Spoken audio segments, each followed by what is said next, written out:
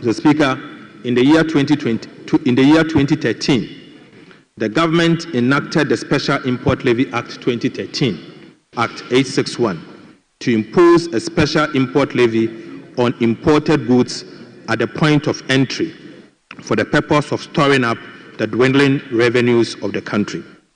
Mr. Speaker, as a government, the special import levy as originally enacted was supposed to end December 2016. Mr. Speaker, in the January 2017, beginning 2017, the then government also decided to extend the special import levy to end 2024, to end 2020. But Mr. Speaker, subsequently, the special import levy was again extended from 2020 to end 2025. Mr. Speaker, this is a particular tax that has seen consistent extension from 2013 to 2016, from 2017 to 2020, from 2020 to 2024. So, Speaker, all what I seek to do, that in line of the tradition for extension, so, Speaker, we want the tradition to continue. And so, Mr. Speaker, I move that the tradition of extending this tax, as has been always done, as the Speaker, should accordingly continue. Thank you, Mr. Speaker. Honorable members, the motion is accordingly moved. The chairman of the Finance Committee may present the report of the committee to the House.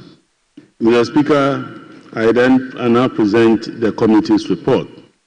The committee observed that the levy is imposed as at the ports and expressed a concern that continuous application of the levy may have the tendency of diverting port traffic to neighboring countries and may result in reverse losses. Mr. Speaker, the minister suggested, and on the basis of the minister's own request, Mr. Speaker, I seek your leave to amend the report. That the minister, just as you have heard him say, that this levy has become a permanent stay in our budget, and therefore he wishes to remove the sunset clause that makes the levy expire in 2028 for it to remain in perpetuity until government decides at any point that it feels it can remove it. Therefore, the report is amended in paragraph 6.2 to remove the sunset clause of 2028. Mr. Speaker, I so amend. But Mr. Speaker, the fiscal impact of this decision is that the government will lose 2.86 billion in the end. Would accrue an additional 2.86 billion from the extension of this levy. Mr. Speaker, the minority had concerns. The minority was of the view that the importation or the extension of the sunset clause would further burden businessmen.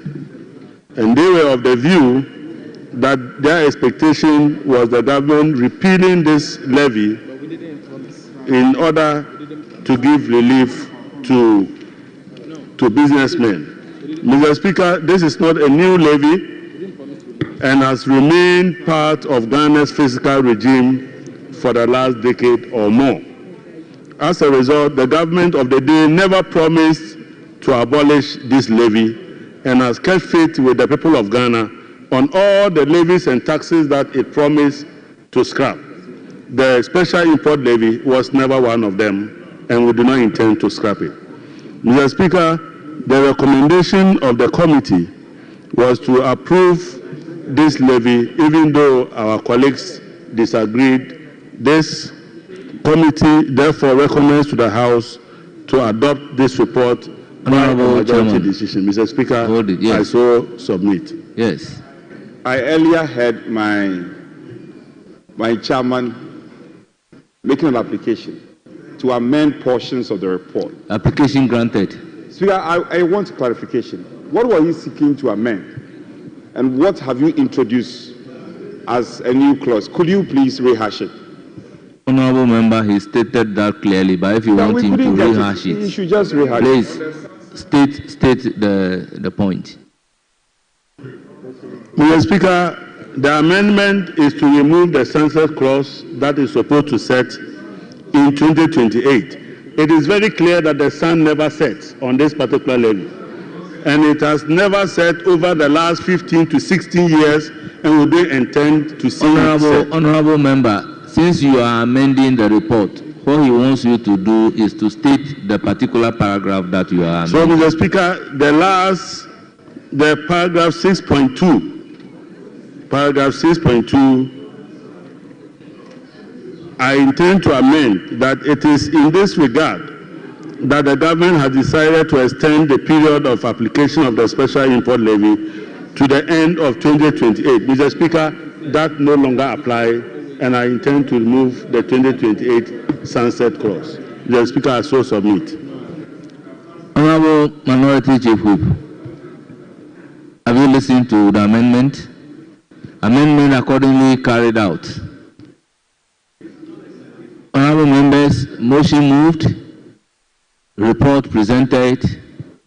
I would open the floor for full debate under Order 167, where the report and the principle underpinning the bill are debated. Yes, Honorable Patrick Yabuama, you have the floor. Thank you very much, Mr. Speaker. Mr. Speaker, the country and the world listened to our Honorable Finance Minister, who presented the President's budget on the 11th of March 2025. In this budget statement and economic policy, the Minister told the world that he was extending this arrangement to 2028.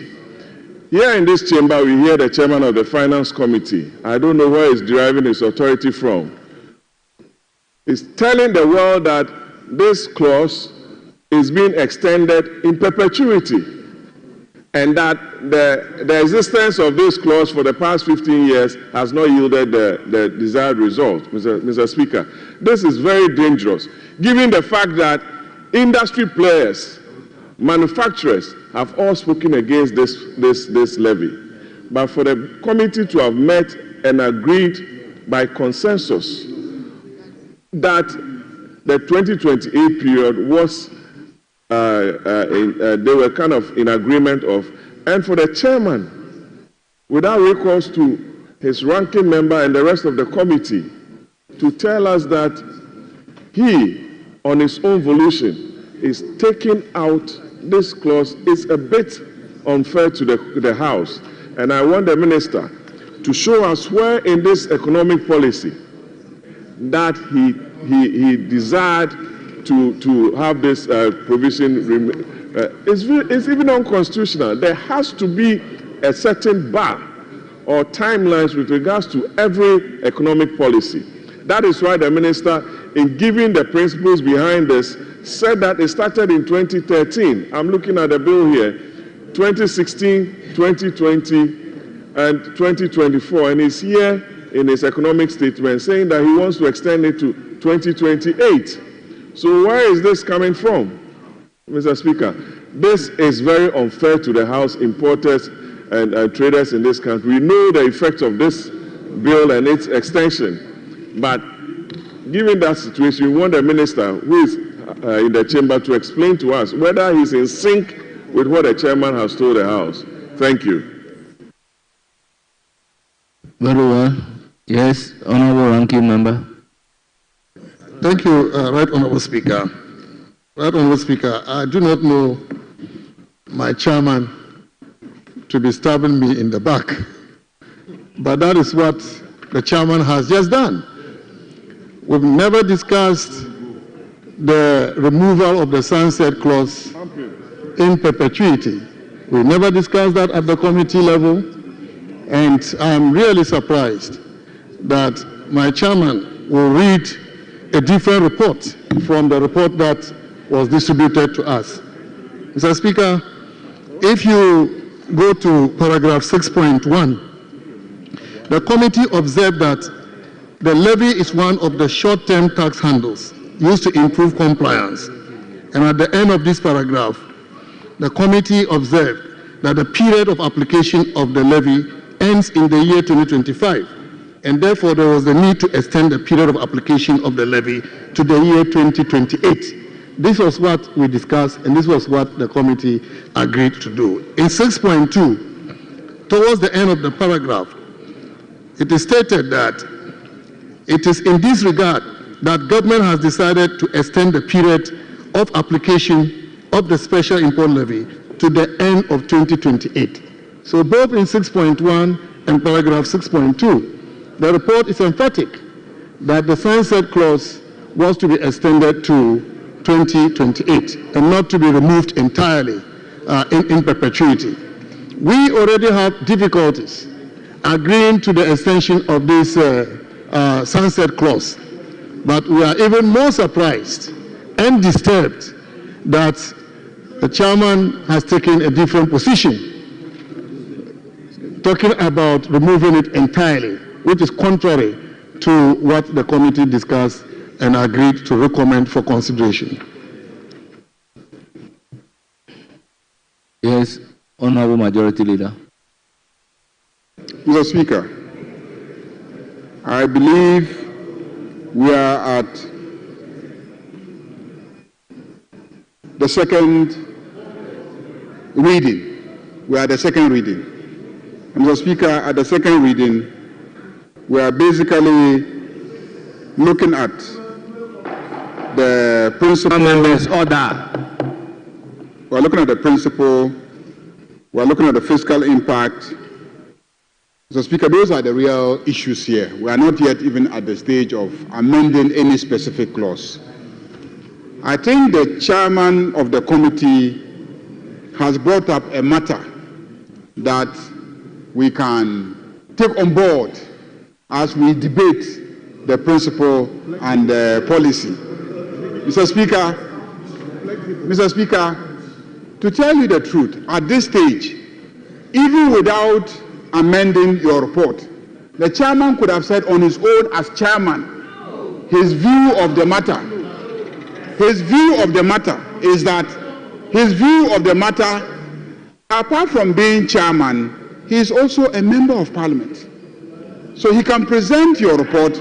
Yeah, he can present your report and still express an opinion. And I'm saying that even before he tried to amend the report of the committee, I'm one of those of the view that if it is a sunset clause that is being tossed ahead by every finance minister, perhaps it makes sense. It makes sense to remove the sunset clause and allow the tax to continue. And that can be part of the debate, the discussion now. If we debate and we are able to build some consensus around allowing the sunset clause to be removed, when we get to consideration stage, then the foundation would have been laid for us to consider it as a house. Mr. Speaker, as a house. But Mr. Speaker, I won't say much. I'm just saying that, yes, there was a need for consultation with Rankin, in all fairness. But it is not a bad idea. And we should consider it. We should debate it. We should discuss it. The Minister for Finance is here. Let us hear from him. Will it be helpful for us? Oh, yeah, the Minister for Finance appeared before the committee because that is what was before the committee. But now that we are here, I think that let's have the discussion. If we have the discussion, don't forget that the Minister for Finance has the authority of the President to bring this bill to us. Any other member cannot change it. But the Minister for Finance is here. The authority on which he brought this bill is still standing, so he can amend it pursuant to that authority. So let us discuss it at this stage in the second reading debate, and then if we build consensus, then we can now think about what to do with it during consideration. But like I said, Mr. Speaker, The Minister for Finance is here. Let us hear from him and let us have his take on the matter. He may have said something at committee meeting, but intervening circumstances could have altered his view of the matter. Intervening circumstances could have altered his view on the matter. So, Mr. Speaker, let us have the debate take place and let us see what the consensus could emerge as in terms of the idea of rethinking the whole idea of having a sunset clause in this matter. In fact, on several occasions, I've had discussions with Kojo Opon Nkrumah, and he himself has complained about the many sunset clauses. Honorable members, let's look at this issue from a legal point of view. Honorable members, Article 1066 is very clear that at the second reading, the report of the committee, together with the explanatory memorandum to the bill, shall form the basis of the full debate. Honorable members, Order 167, when a motion is moved that the bill be now read a second time, the full debate shall ensue on the basis of the explanatory memorandum and the report from the relevant committee. Honorable members, we are looking at the report of the committee. So if Honorable Chairman has his view, he will have to present the report of the committee first, and then he can table his view for consideration of the House. Honorable members, having regard to the law, I do not think that if the committee is not in agreement that the report be amended, chairman of the committee should amend the reports. Honorable members, this is my view on the matter. So, honorable members, let the report stand. I will then give the opportunity. Honorable members, let the report stand. I will then give the opportunity to the chairman to express his views. So, chairman of the committee, you have the floor to express your views. Thank you very much, Mr. Speaker.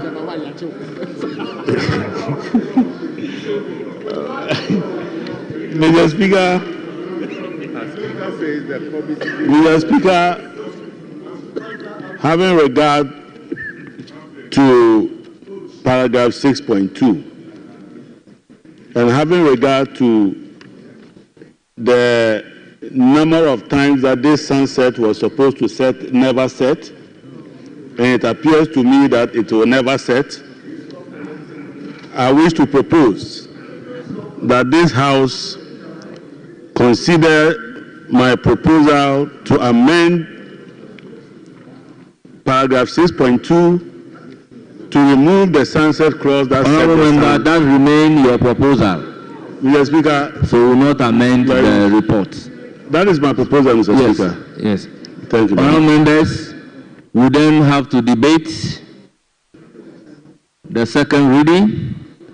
Honourable members, taking into consideration the proposal emanating from the chairman of the committee. Honourable members, you can disagree with the proposal.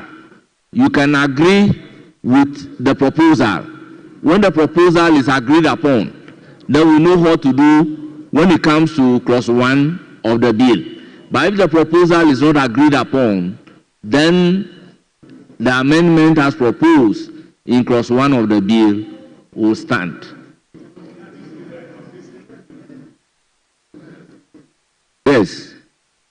So, Speaker, some guidance. The chairman has not concluded the tabling of the report, but has proposed an amendment to the report. Is it your guidance that that proposed amendment should be debated and decided upon before we consider the report itself? Honourable members, if you look at Order 167, he said a full debate shall arise based on the explanatory memorandum and the reports. And when a report is presented, any member, including the chairman of the committee, can make a proposal, and that proposal will be carried along in debating the second reading of the bill. So that is his proposed view about the bill. So, honorable members, you have the floor. Yes, honorable minority chief. Let me seek your kind guidance and wisdom. At second reading, basically, it's about the principles of the bill. And what he is seeking to introduce would dilute or depart from the essence of the principles of the bill. Are we not undermining the very object of second reading, where we are debating or discussing the principles of the bill? Because what is introducing, it is not one, it's not in the memorandum of understanding. Yes, it's significantly different. And it's changing the bill significantly. So I think we are jumping the gun. We should finish the bill, and then probably when we get to consideration, he could bring that up.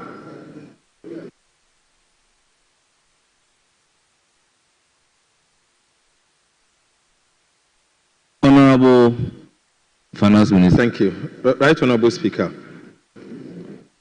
the bill we submitted for the consideration of the House was to introduce a sunset clause.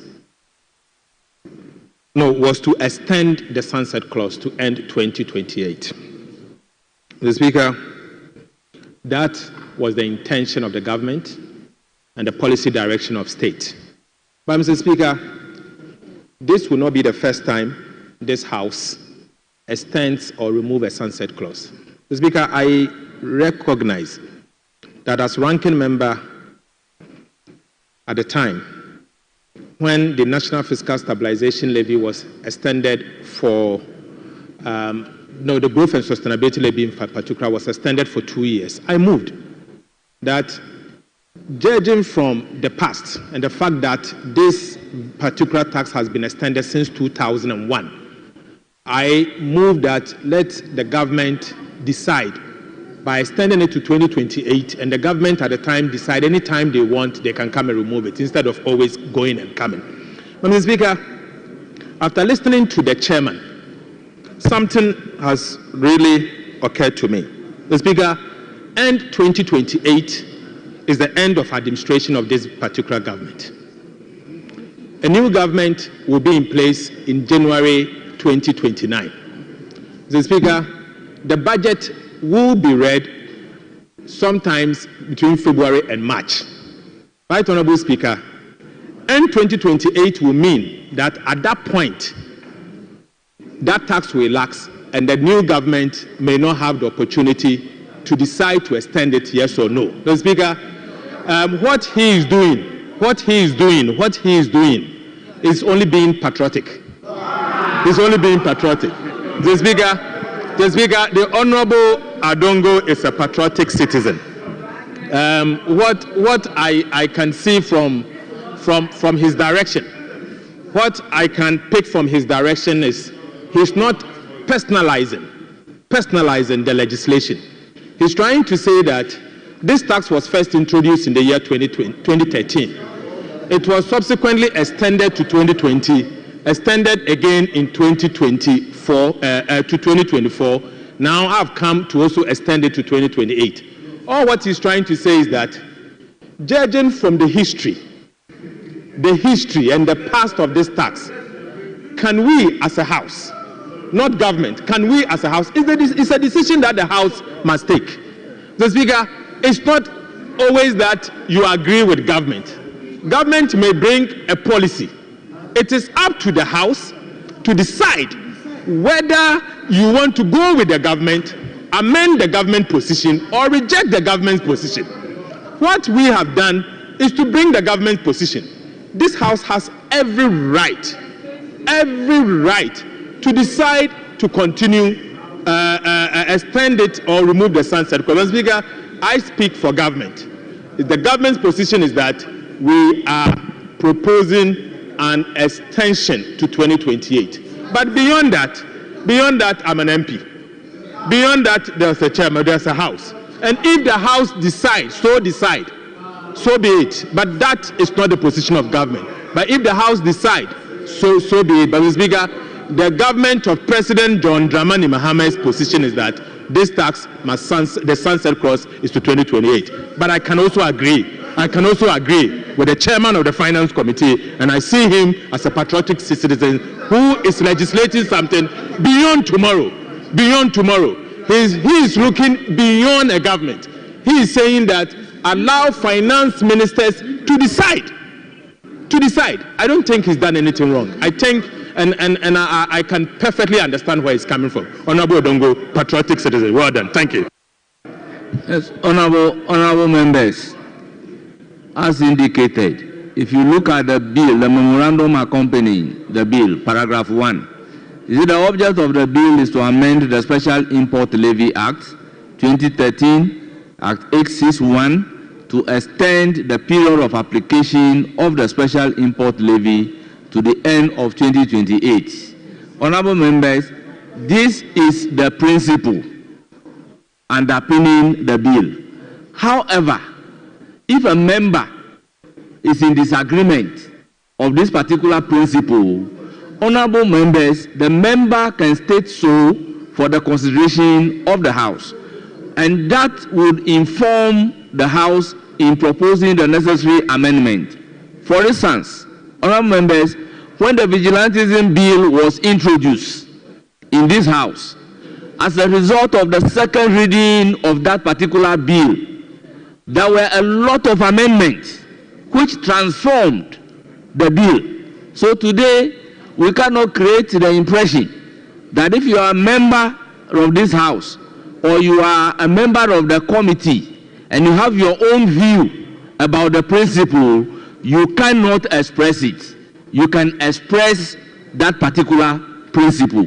So it is not wrong for a member to express his view on the principle that in his view, he feels that the period should not be extended to only 2028, but it should go beyond 2028. Whoever is the minister at that time, let him determine to bring it to an end, or it should be left to continue. So, honorable members, we need to set the record straight. Honorable members, I believe we have concluded the debate very well. Very well. Honorable Kojo Opon-Nkrumah. Mr. Speaker, with your leave, this is a matter of major national importance, and we think it will be important for some room to be given for this matter to be well exhausted. The chairman spoke substantively. The ranking member has not had an opportunity to even respond, for us to now even start the contribution. So I pray you, Mr. Speaker, let's give some room for this matter to be properly dealt with. Respectfully submitted, Mr. Speaker. We beg of you. So you have the floor. Is that your debate? Very well. Ranking member. Thank you, Right Honourable Speaker. Right Honourable Speaker, I am really surprised that the government that is resetting Ghana with a tradition of abolishing taxes is fighting so hard to reintroduce and extend the special import levy in perpetuity. I am very, very surprised. You are breaking the tradition you have set for yourself. And this is not what the Ghanaian people voted for. Thank you. You actually promised you were going to abolish it. So abolish it. And now you are extending it, and even extending it in perpetuity. This is not acceptable. That is why we describe the budget you presented here as Dadanu budget. Dadanu budget.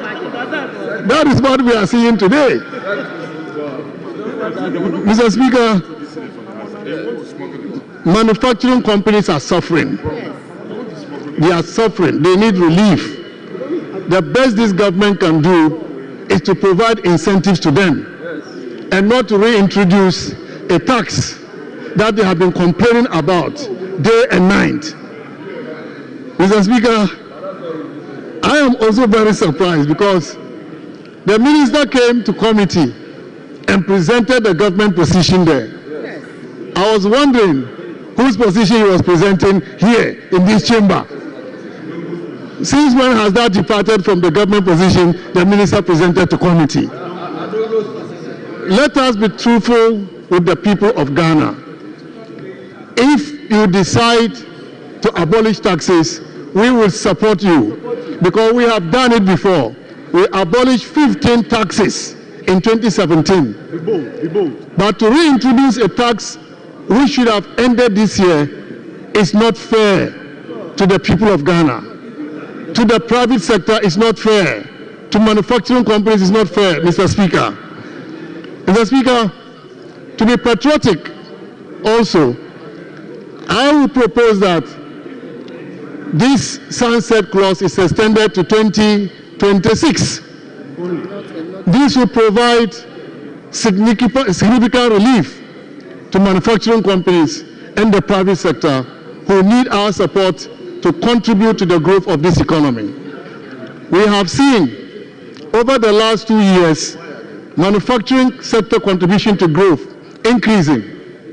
Last year, about 3.7%. The least we can do is to be reintroducing new taxes and even extending in perpetuity. We should give them relief so that we can accelerate growth for the benefit of the people of Ghana. Mr. Speaker, this is the reason we are opposed to the extension of the sunset clause. Not just the extension, but also extended in perpetuity. We disagree vehemently with this, and we think that if we have to be patriotic at all, it should end in 2026 and not 2028. I thank you, Mr. Speaker. Yeah. Mr. Speaker. Yes, honorable members, you see, he is proposing that it should end at 2026. It's still within the debate of the principle. That's his view. Yes. Yeah, Honorable Kwajo Oponkroma. Thank you, Mr. Speaker. Mr. Speaker, not to challenge your earlier comment, except that once these views are not determined, then it will create a problem for us when you put the question. Because if people say aye, what are we saying aye to? Is it the perpetuity or the 2026? But that's aside. Mr. Speaker, on a preliminary legal matter, before I make my full argument, this is a revenue bill. And a revenue bill cannot be by private members' movement. It cannot be by private members' motion. The government is the only one allowed to bring a revenue bill to this House. And what it means is that if the government comes and states its position that it wants it extended to 2028, it ought not to lie in the mouth of any private member to seek to amend the position of the government. More so when the argument being made is not backed by the decision of cabinet. In fact, I dare say even the minister on his own, without the approval of cabinet, will not be well grounded here in this House to seek to amend what the government position is. And so we have to be very careful on this attempt to amend what the government position is. But Mr. Speaker, specifically, this special import levy is one of the levies and duties that adds up to the high cost of importation. On the 4th of April 2024, when candidate John Dramani Mahama spoke about the long list of taxes at the port, the expression he used was that he was shocked that there are so many taxes at the ports, and that if he had the opportunity, he will remove some of those taxes. Today, thankfully, the special import levy has a sunset clause. What it means is that by the 31st of December 2025, that levy dies. What the finance minister, what the chairman of the finance committee, what the government is saying to us is that on their own, they are electing to impose this tax 2026, 2027, 2028. And in addition, here on this floor, there was an attempt to even extend it into perpetuity. That is a matter to be decided. Mr. Speaker, this special import levy, it increases the cost of imports. We've complained a lot about import duties at our ports. In fact, when we were campaigning, we said that we'll peg it to Togo, make it CD-based. We didn't win. They won, that they will remove it. And now they want to introduce this tax, not just 2026, 2027, 2028, actually into perpetuity. Mr. Speaker, it will lead to a high cost of imports generally. It will lead to a high cost of spare parts in particular. And Mr. Speaker, when spare parts prices go up because of the import duty on spare parts, cost of transport will go up. But your policy promises that you want to reduce these taxes at the port. So why are you imposing this tax and seeking to do it into perpetuity? Mr. Speaker, if you look at Schedule 2 of this act, which is now being amended into perpetuity, it affects machinery and equipment. It affects fertilizers listed under Chapter 31 of the Harmonized System and Customs Tariff. Mr. Speaker, it affects all other goods except petroleum products listed under headings 27.09. It also affects raw materials, Mr. Speaker.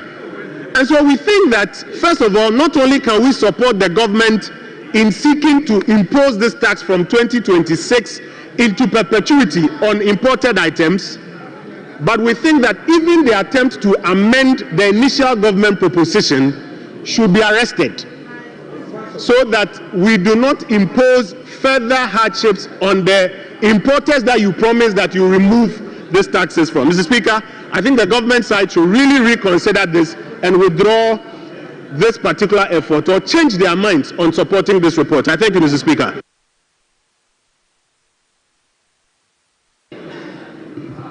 Yes, Honorable Chairman of the Committee. Mr. Speaker, I'm very happy that the descendants of those who imposed this tax in 2017 imposed it in 2018, imposed it in 2019, imposed it in 2020, imposed it in 2021, imposed it in 2022, imposed it in 2023, imposed it in 2024, are today behaving as if they have never seen this tax. When you were imposing it, there were no private business organization. There was no cost of doing business. Mr. Speaker, he who comes to equity must come with clean hands, not when your hand is soiled with blood. When you have destroyed the private sector for 8 years, today you are now telling us that what you were doing was wrong.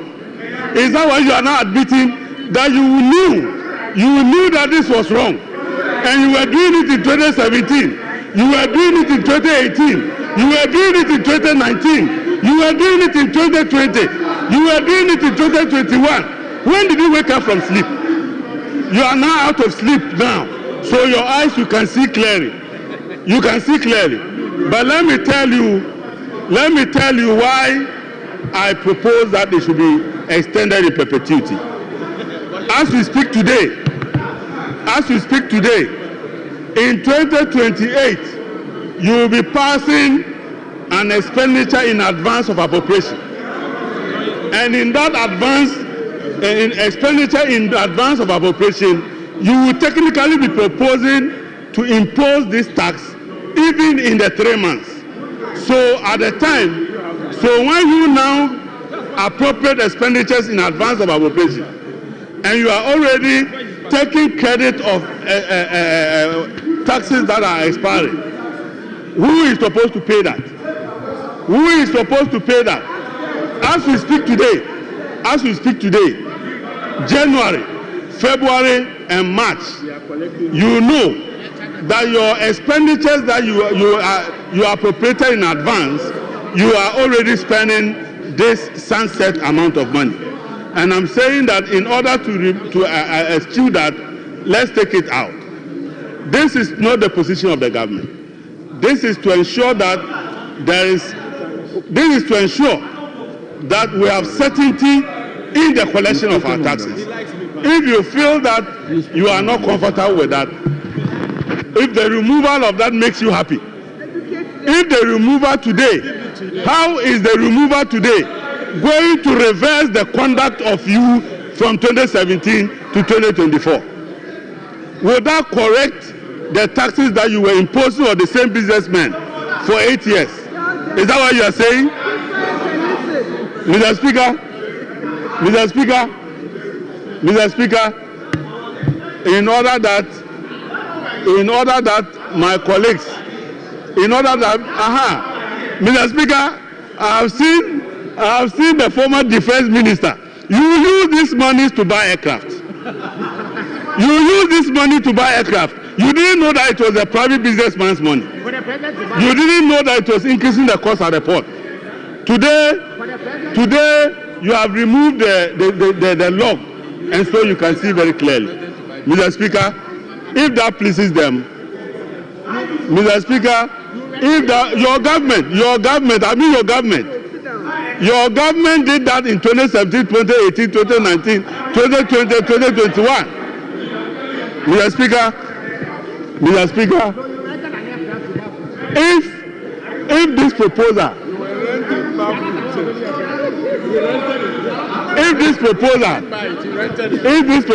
is what will clean their sins, Honorable Kojo Ponkroma, I will abandon this proposal and now tell me how that reverses your 2017, 2018, 2019. How does that reverse it? So, Mr. Speaker, I abandon the proposal. Let them live with their sins. Thank you very much, Mr. Speaker. Honourable members, I will give the floor to Honourable Patrick Boma. But before doing so, let me place on record that second reading of a bill is a very crucial stage. The fact that you are putting a question on the second reading of a bill doesn't mean the bill is passed. It doesn't mean that you are putting the question on any proposal at the second reading stage. The proposals will only inform the House in doing a consideration of the bill. So these proposals may translate into the proposed amendment of the bill. So to say that if a proposal is allowed, which one are we putting the question on? The question will still be on the second reading, but the proposals during the debate at the second reading goes to help the entire House to propose amendment when we come to a consideration stage of the bill. Honorable Patrick, Thank you very much, Mr. Speaker. Mr. Speaker, it's very important we look at the report and what it seeks to do. Mr. Speaker, you refer to Article 106, and the report, if I may refer you to paragraph 6.2, Roman 1, on the fiscal impact. The committee also noted that with amendment, an estimated amount of 2.86 billion will accrue to government. Mr. Speaker, that is the fiscal impact of the bill before us. If I'm to ask the chairman of the committee how much he seeks or government seeks to raise if he extends the sunset clause in perpetuity, what answers is he going to provide us, Mr. Speaker? Very well. I want to hear him.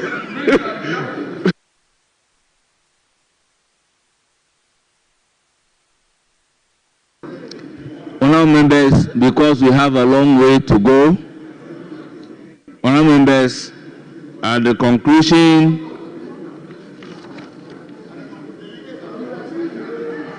well, Minority Leader, you have the floor. Mr. Speaker, with respect, Mr. Speaker, we have only few women on our side. My respected colleague, Koko Asante, has been on her feet for a long time.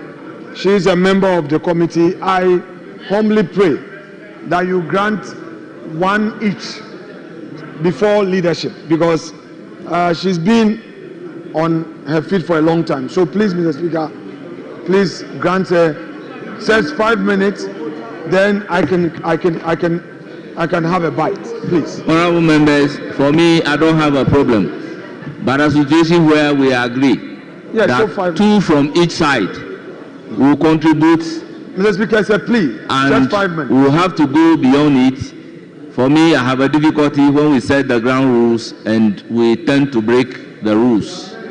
Mr. Speaker, it's a plea. Kindly bear with us. Mr. Speaker, please. Well, honorable members, what is the pleasure of the House? Majority Leader, let me hear you on this issue. Ayarga, let her speak before I come. She's a woman. She's a member of the committee. Mr. Speaker, just grant 5 minutes. She's been on her feet since. Please. Honorable Minority Leader, I have made myself clear that when leaders agreed on the number of persons to be taken, I think the leaders must again confer and ask me to go beyond that particular number to accommodate. So, Majority Leader, what's your view on the issue?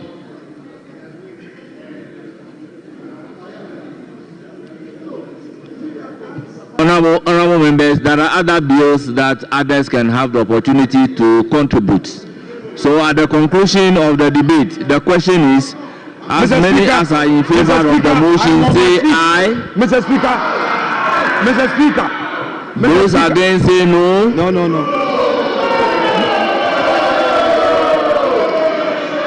The ayes have it. Mr. Speaker.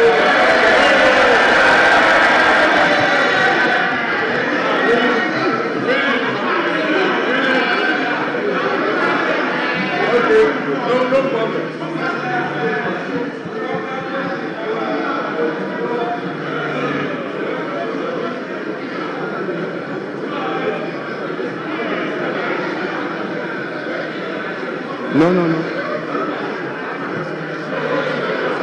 Mr. Speaker, what you're doing is not... Mr.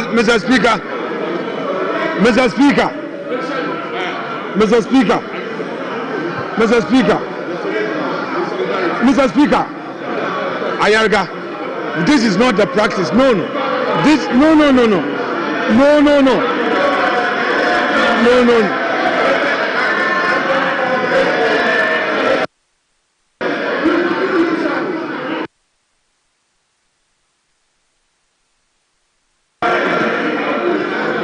Mr. Speaker, item number 3.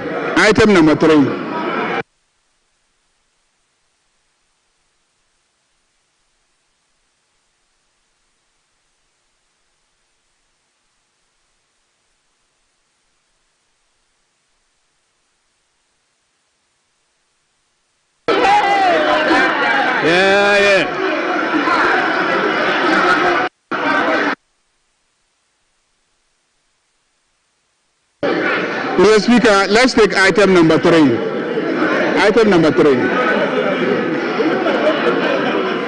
All members, order. No, but he's already put the question.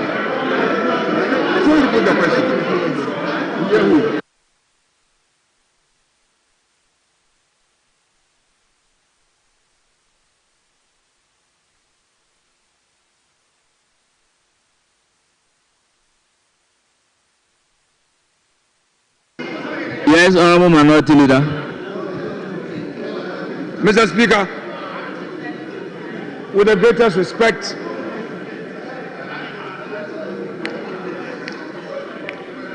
our duty in leadership is to help the chair to manage the House. Mr. Speaker, it was my turn to speak, and I made a prayer that instead of me going ahead to make my submissions, grant our sister, who is a member of the committee, some 5 minutes because she's been on her feet for a long time. Mr. Speaker, if you are refusing that application, then I should have had the opportunity. I was praying for you to grant her 5 minutes to have a bite, because it was my turn to make a contribution. Mr. Speaker, then you went ahead to put the question. Mr. Speaker, with the greatest respect, let's not set a certain precedence that would create problem for us as a house. With the greatest respect, a practice like this will not help all of us. You cannot deny an application for a member who is a member of the committee to make a contribution, and also go ahead to deny the minority leader his right to make a contribution. Mr. Speaker, no. I think that we should not. Honorable my respected colleague, Majority Leader, please, Mr. Speaker sought your view on that application. If he was refusing, so be it.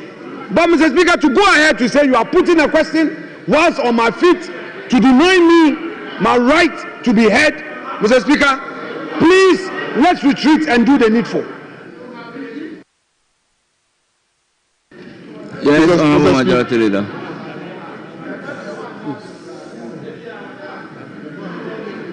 Mr. Speaker, you see, when you are not in the chamber and you come in and you don't ask for proper briefing, that is what happens. It's true. You are not in the chamber. You don't know what happened. You don't know the understanding. In fact, we had concluded a debate. Your ranking member had finished. And then Kojo Oponkuna pleaded for an opportunity, and the speaker was so magnanimous, he granted him an opportunity. You were not there. And you just moved in, and then you wanted to rehash the debate all over again, because sitting in your office, you had heard the debate, it was exciting, and you want to participate. We had concluded. The Minister for Finance himself had concluded. And then the chairman of the committee had concluded. So what was it about a member of the committee must be given an opportunity to also have a bite because she's a female? She was here. The minority whip was here. If you so wanted a female to contribute, you would have given her the opportunity. So, Mr. Speaker, it is not the case that leadership have not been given an opportunity. I have spoken to the matter. We contributed to the debate. You just came in. And you gave every opportunity to any member of your side who wanted to participate in the debate. So please don't create an impression that people are being guarded in the building, in the chamber.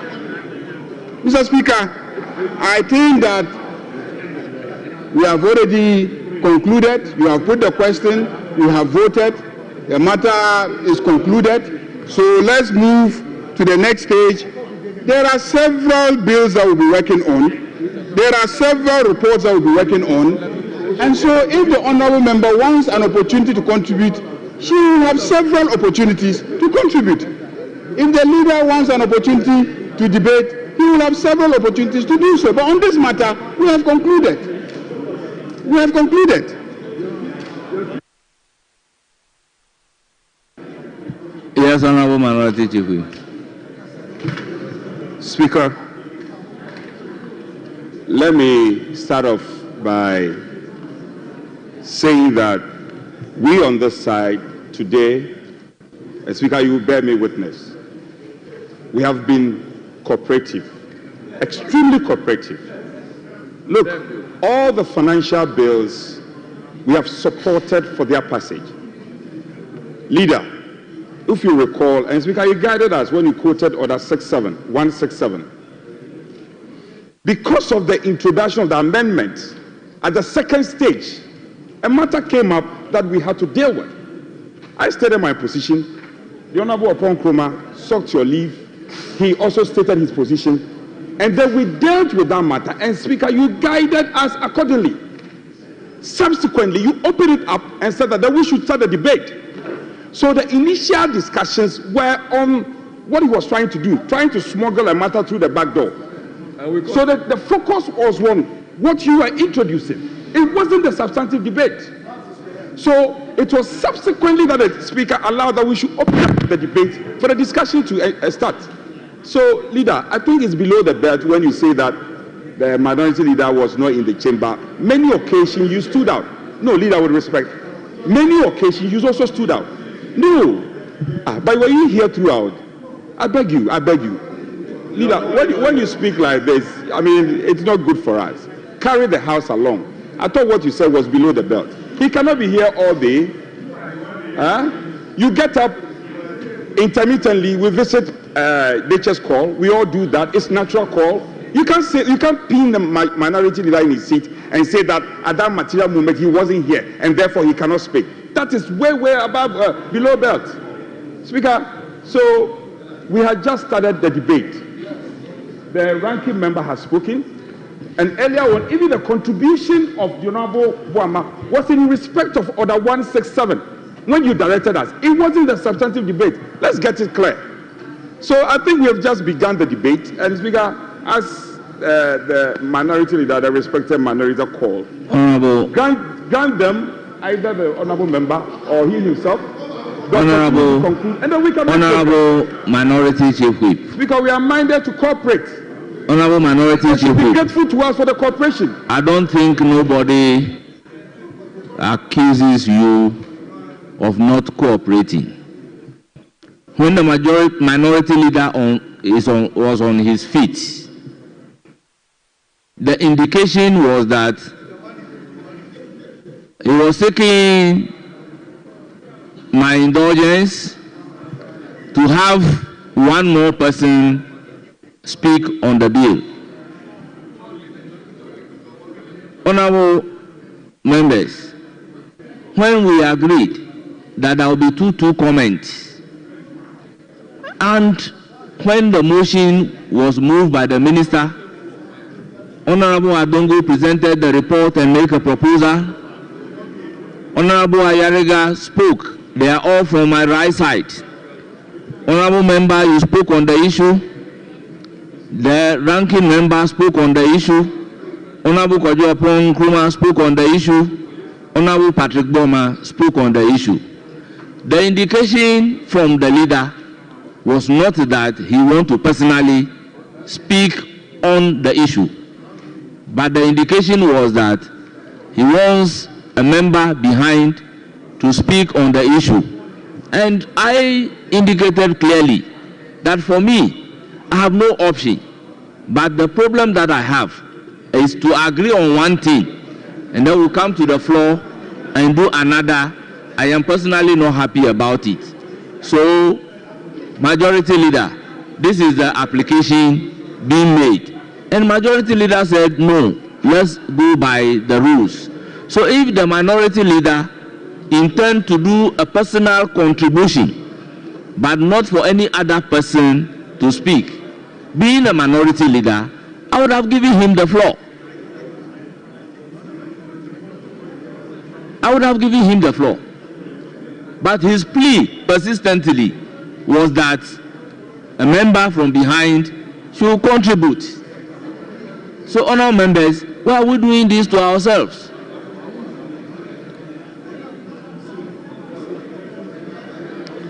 You know, the treatment of the leadership is different. So to create the impression that I have denied him the opportunity to contribute, that is far-fetched. Speaker, so shall we make progress then? Yes. Yes. So let's make progress, Speaker. Let's make progress. And we should exhaust, Leader. Speaker, my plea to you is that let's exhaust those who want to make commentary. And then I see Leader is eager to call the next business. We are ready to support. As leaders, yes, guide me as to the number of contributors in view of the period in which we are. With respect to you, with respect, there were no prior agreement. We did not agree on the number of contributors. We did not. Echampong, if you are here, we did not agree. We did not. Speaker, it came on the spur of the moment, and then some numbers were mentioned. We did not come to any agreement. That's a statement of fact. So my prayer to you is that we should please, the original call was to allow the Honorable Koko to speak. Would you grant her the opportunity to speak, please? Honorable leaders, I will crave your indulgence to put your heads together, and then you can advise me as to the number of contributors I'm supposed to take. Majority and the minority leader, guide me as to the number of contributors I'm supposed to take, and I will abide by that. Mr. Speaker, on this matter, you have put the question to a vote. We have voted. Yes. So whatever has happened, we will apologize to one another and then we'll move on. But you cannot say that we should relitigate a matter that we have already voted on. As a house, we have voted. So let's move on, and then subsequently we can find ways of making amends. But on this occasion, we have voted. The question has been put and we have voted. We have voted already. We have voted. Let's move on. Speaker, so we are making good progress. She will speak. You can decide the number of minutes you want to accord. She will speak, and then...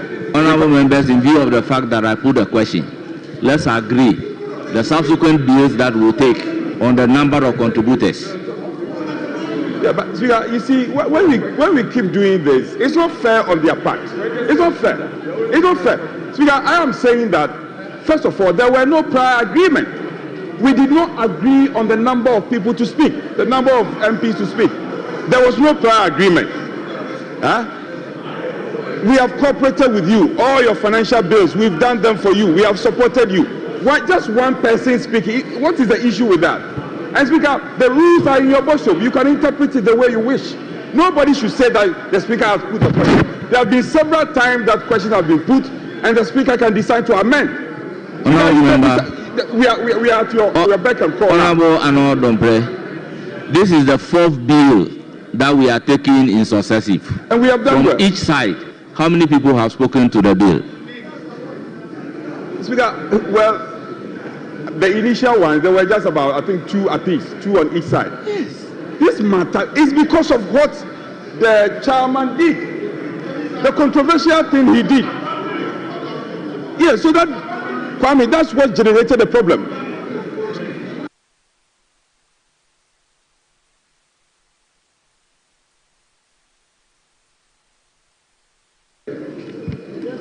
Mr. Speaker, please order paper addendum item number 3.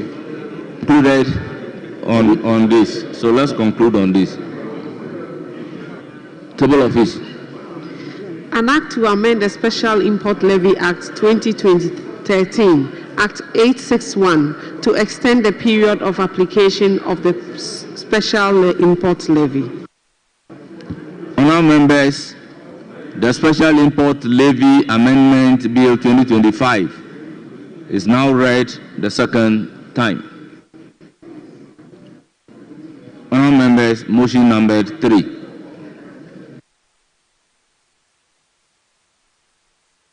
Honourable Finance Minister.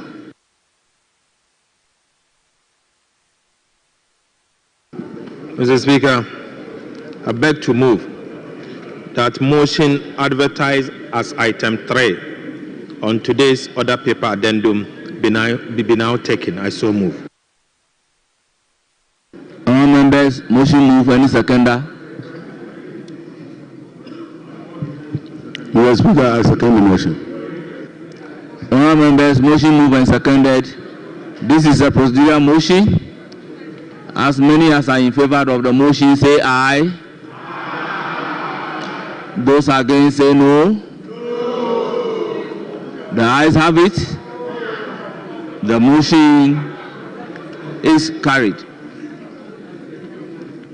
Honourable members, item numbered 4 at the order paper addendum page 2.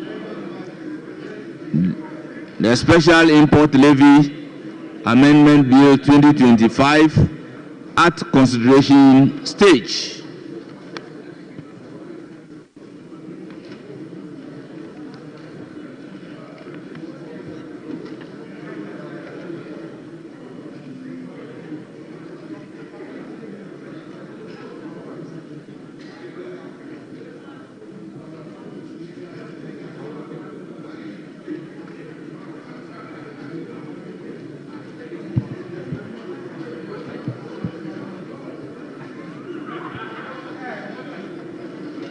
Honorable members, clause 1.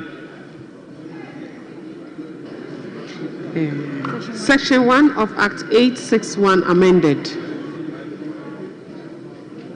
Chairman of the committee. Speaker, we are inserting 2028 after levy. You are inserting.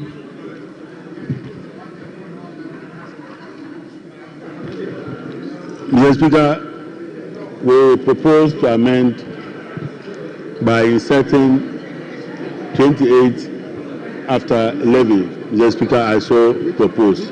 Yes, what is the amendment to clause 1? Is there amendment to clause 1? Yes, Honorable Minority Leader. Mr. Speaker, the chairman of the committee says he is inserting. What are you inserting? We are at the consideration stage, and this is where we make laws. Please do the appropriate thing. You say you are the chairman of the committee, move the appropriate amendment, and you think that this is the time to be doing anything anyhow. Do the right thing. If you say you know the rules, do the NDC. Do it and move to amend. Move it. Let's see how you move. Let us see how you lead discussions on this. Let's see. You are amending what? That's not the way to do it. Do the right thing. Learn the rules. Because you don't know the rules. Do the right thing. Mr. Speaker, the amendment is not even necessary. It's abandoned because it's in the body of the bill. Yes, Majority Leader. Mr. Speaker, the clause actually does not need an amendment. It doesn't need an amendment. So he's now saying so. That the clause does not need an amendment. The clause does not need an amendment. The clause does not need an amendment.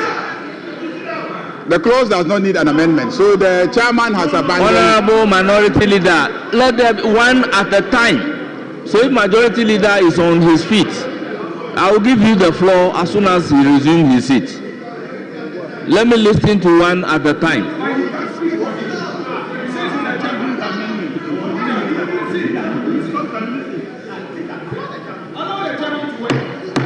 The chairman has spoken. Honorable members. Chairman has said. Honorable members. The chairman has. When a bill is at the consideration stage, any possible amendment is not limited to only the chairman of the committee. Any member of the committee is entitled to propose amendment to the bill, if any.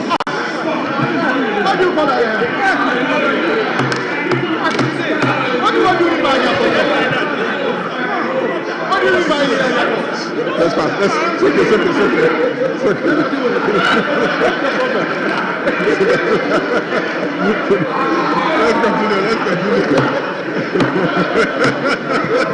Honorable members, order. Honorable members, from the chairman of the committee, there is no proposed amendment. No advertised amendment. Honorable members, clause 1 is for the consideration of all members. The committee doesn't have advertised amendment, but the law allows any member to propose amendment. Is there any proposed amendment? Yes? Get up and do your proposed amendment and give us the new rendition.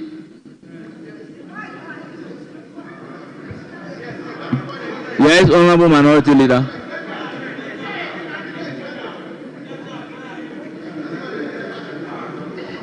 Mr. Speaker,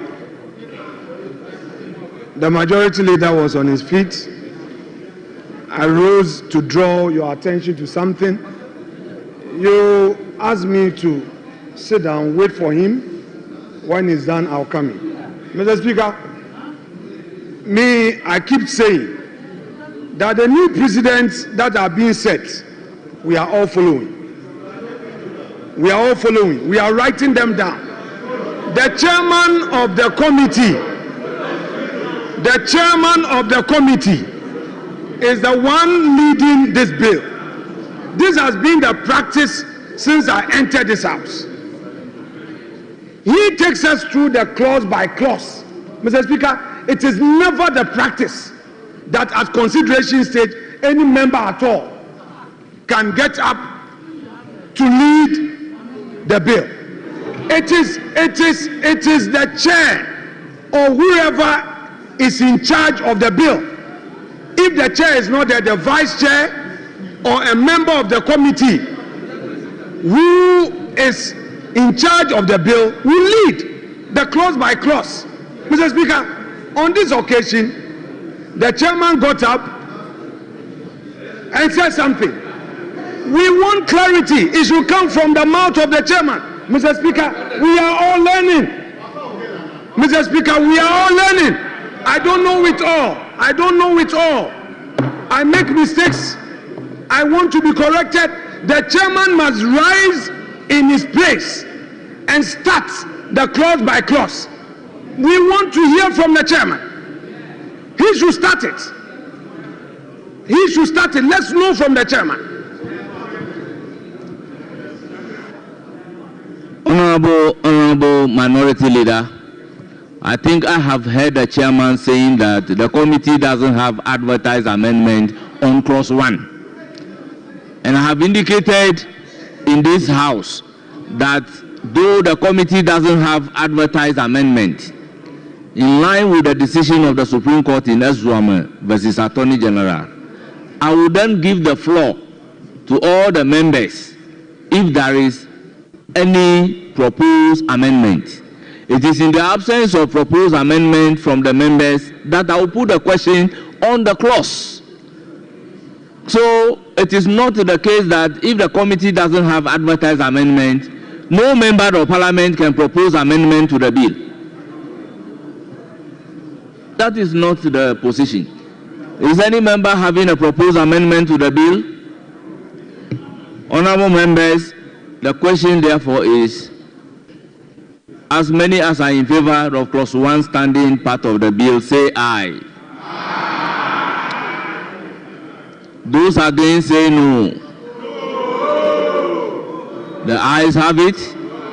Clause 1 is ordered to stand part of the bill. Now, the long title. An Act to amend the Special Import Levy Act 2013, Act 861, to extend the period of application of the Special Levy, Import Levy.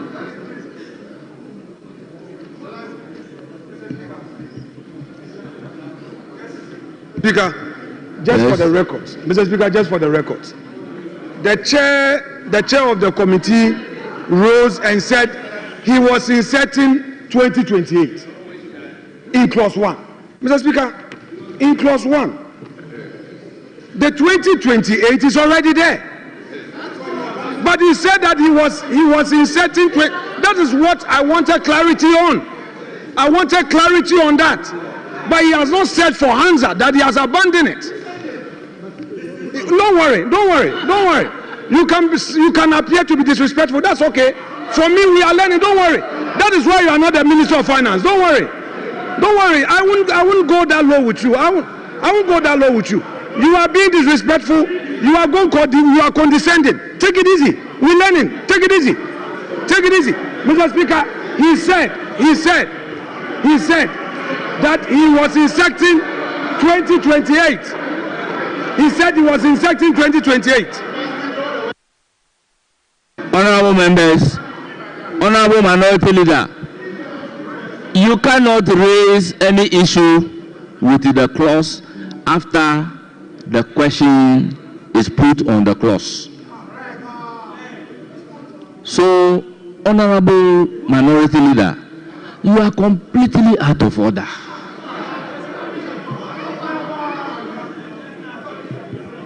Honorable members, the long title.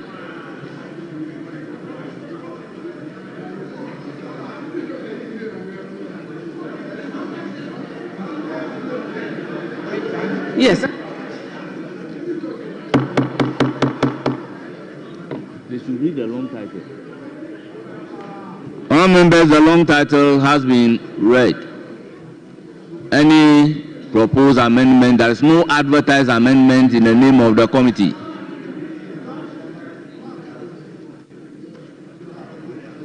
Honorable members, the question therefore is, as many as are in favor of the long title standing part of the bill, say aye. Those against, say no. Honorable members, the ayes have it. The long title is accordingly ordered to be part of the bill. Honorable members, we have come to the end of consideration stage of Special Imports Levy Amendment Bill 2025.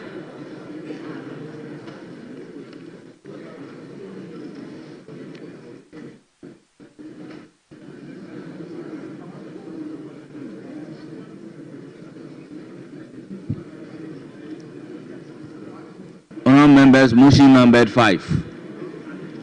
Chairman of the Finance Committee.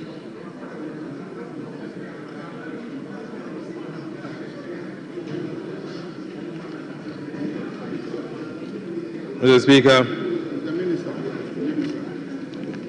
I beg to move that motion. Honorable Minister.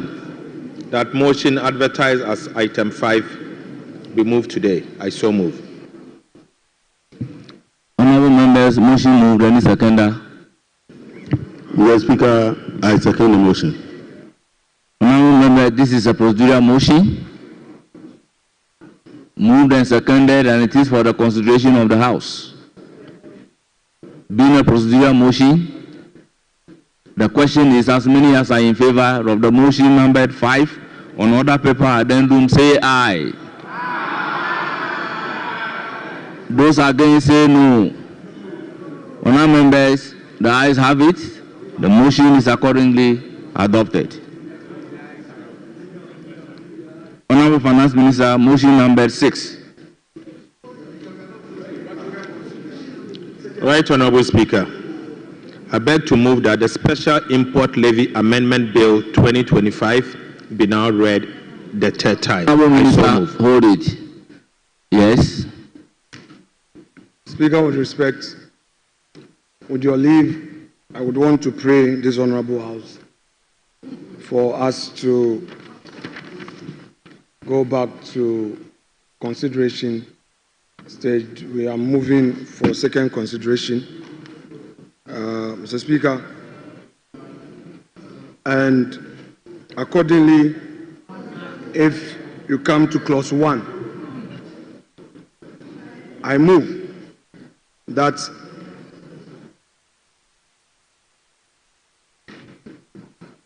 (2028) be deleted and insert 2026. Mr. Speaker, I so move.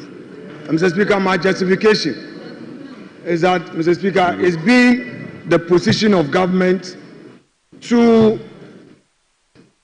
help the ordinary Ghanaian to do business, to bring the cost of doing business down. Now, if we continue this, extend it to 2028, what it means is that our importers will continue to suffer.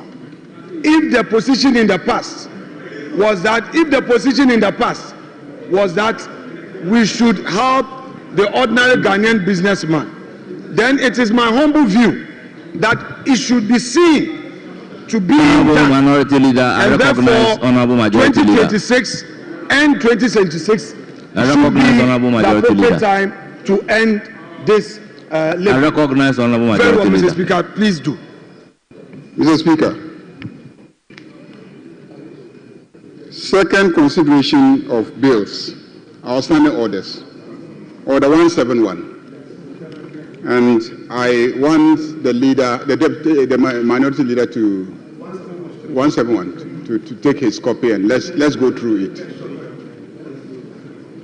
171.1 says, where a member intends to delete, amend, or introduce a provision in a bill which has passed through the consideration stage, the member may, immediately before a sponsor rises to move the motion for the third reading of the bill, move that the bill passes through a second consideration, either wholly or in respect of a particular part or parts of the bill, or some proposed new clause or new schedule. It's not too late. This is the right time, because he was just about to move for the third reading. Mr. Speaker, notice of this motion is not required, so he didn't need to give notice. If the motion is agreed to,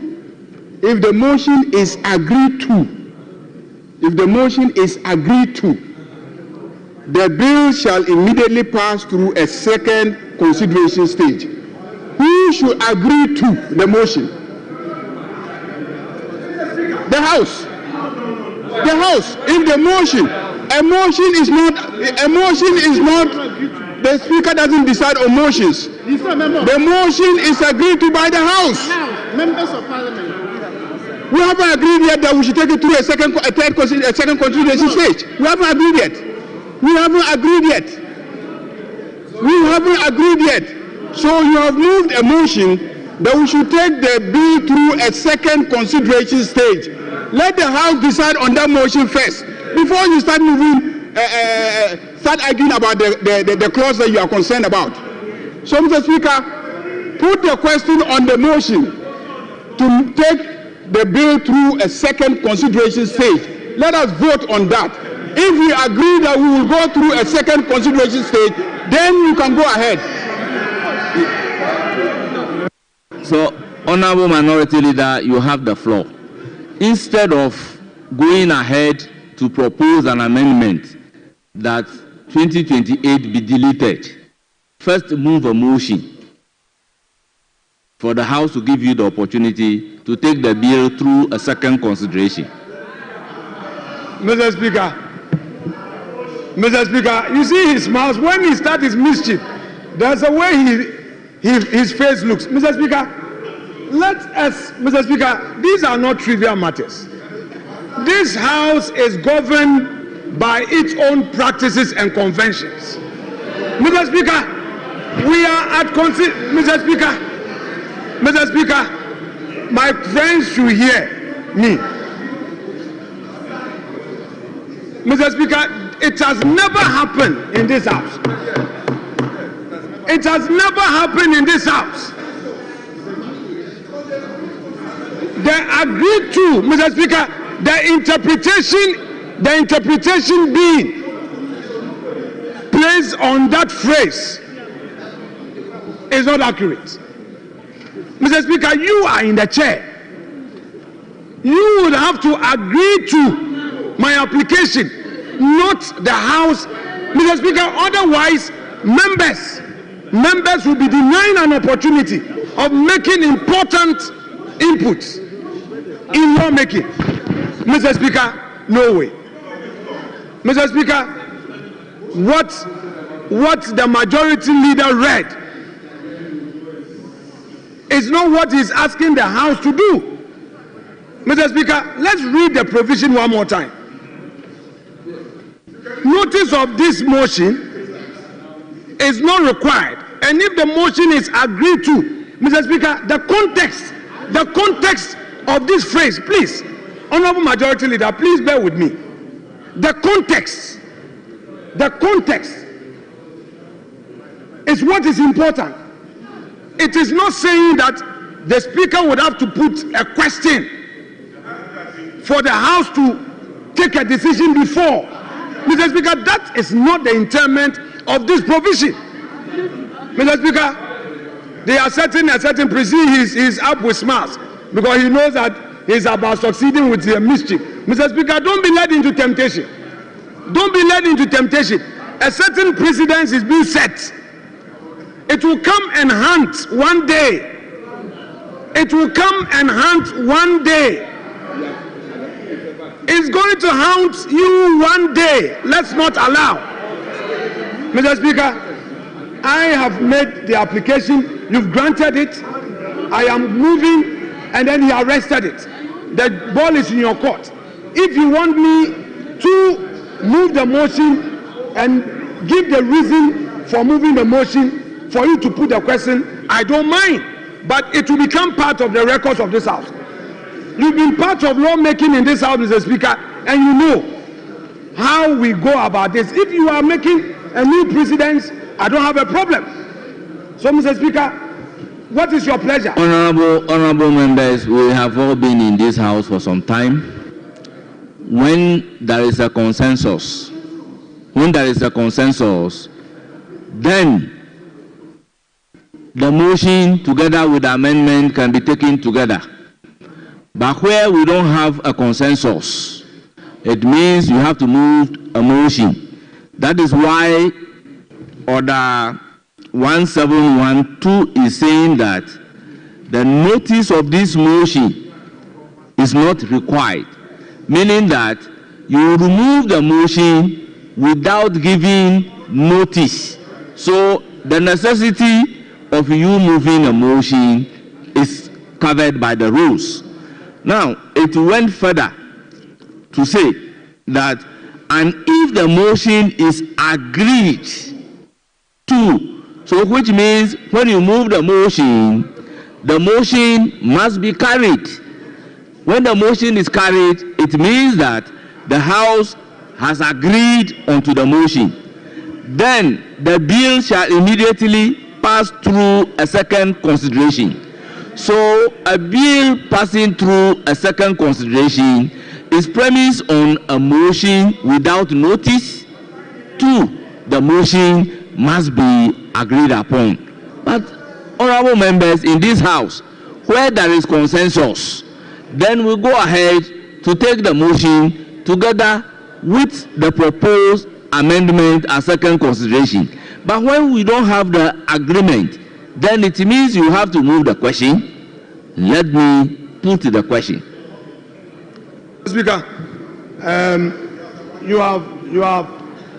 have given an interpretation to Order 171, and I take it that by this interpretation you are upholding the preliminary objection by the majority leader to the effect that upon moving the motion there must be a decision by the House before the next stage is triggered. Mr. Speaker, that will be fair enough, and it will be good to guide us.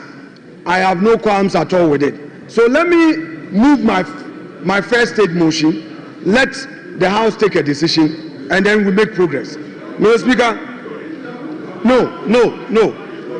Please, Mr. Speaker, let me move my motion so that we take a decision on it. Mr. Speaker, with your leave, I move that this House proceeds with second consideration of this bill in accordance with Order 171 and 2 of the rules of this House. Mr. Speaker, in moving this motion for us to go to second consideration stage, I am minded by the NDC government's own policy on alleviating poverty and reducing the burden on importers in this country. Mr. Speaker, this bill seeks to extend special import levy up to 2028. And I hold a view that would mean further burdening the importer. Honorable Majority Leader, who otherwise has an expectation that he is going to enjoy some tax relief. I recognize Honorable Majority Leader. Mr. Speaker, very well. Mr. Speaker, exactly what I'm trying to draw the attention of the minority leader not to do. Mr. Speaker,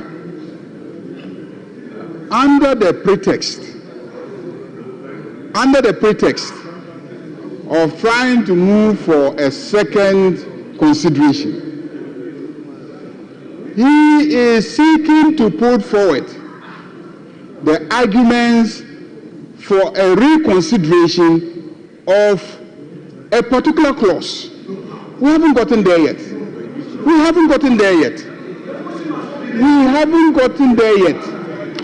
Mr. Speaker,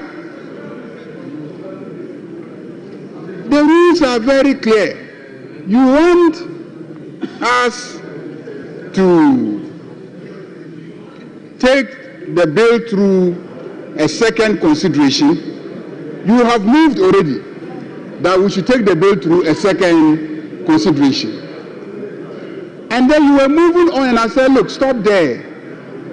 Let us vote on your motion for a second consideration. So what is left is rather for us to respond to your motion for a second consideration. Then you put it to a vote, and then we move on.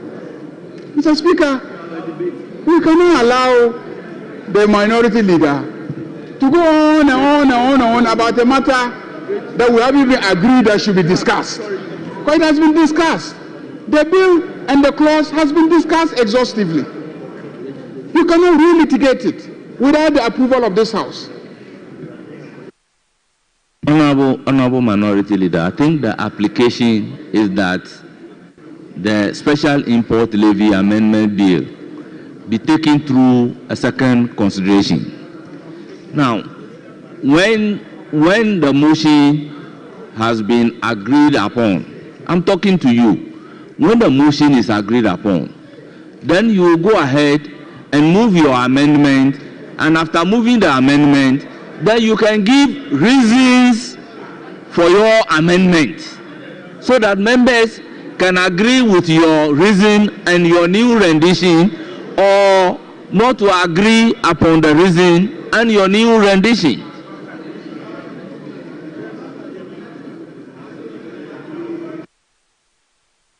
Yes, Honourable Minority Leader. Mr. Speaker, with respect, I think we must be patient with one another because this House is a learning chamber. Mr. Speaker, a motion cannot be lame. A motion cannot be lame. You and I are practitioners, and we know that in moving a motion, you must ground it on something. At least I should address this House on the reasons for moving this motion at the first stage. How can I move a motion without telling the House the purpose, the reason for the motion? The motion is even being done without notice. I must give you a background to the motion. And when I have done that, that is what would inform members as to whether to agree with me or not. I can't just get up and say, Mr. Speaker, I rise to move that we go to the second consideration stage in accordance with Article Order 171(1) and 2. I can't do that. That would make the application lame.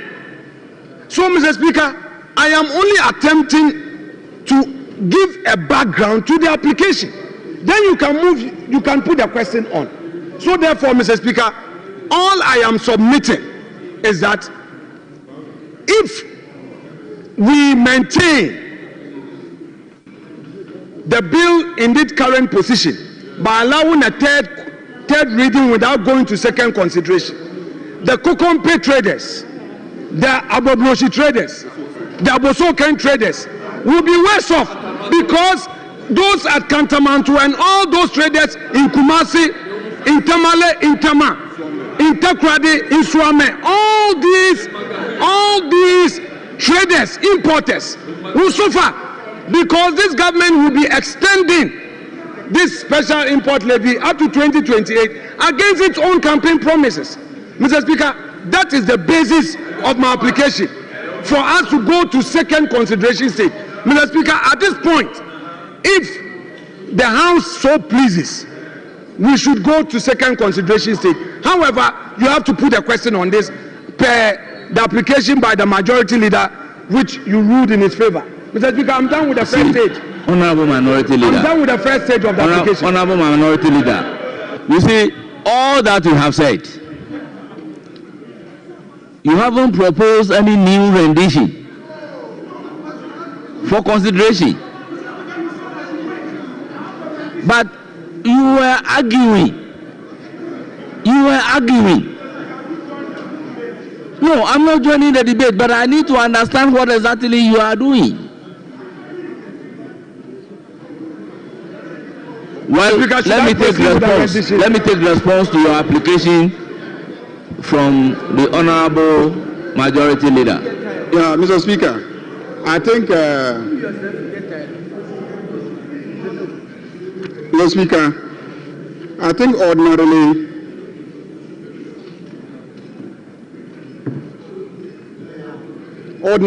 it is when a member misses the opportunity provided under Order 170. If you miss an opportunity provided under Order 170, then you can convince this House to give you an opportunity for a second consideration. Mr. Speaker, the member was sitting here in this chamber.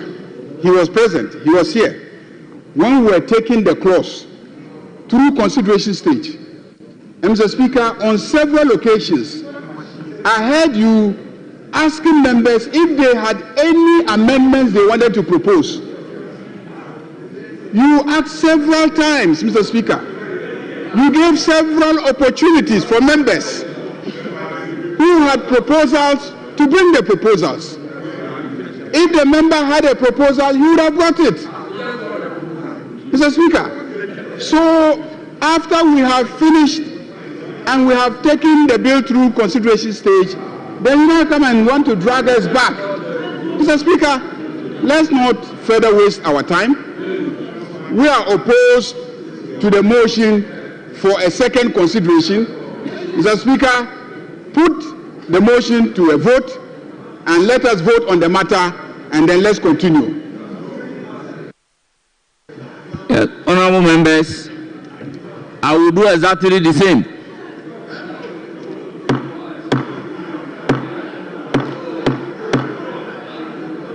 Order.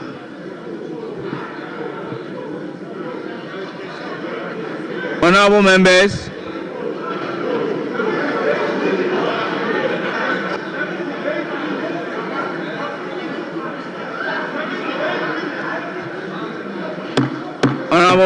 order. Honorable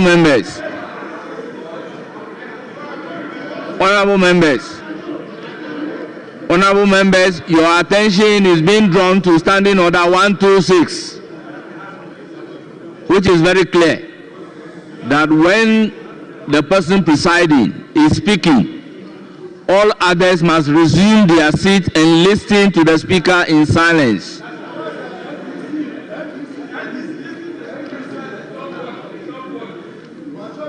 Honorable members, I have looked across one of the bill. The proposal is to take the bill through a second consideration to delete 2028.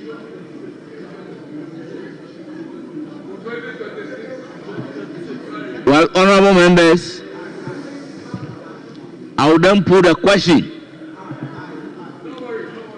that all those who are in favor of the Special Import Levy Amendment Bill, after consideration, be taken through a second consideration, say aye.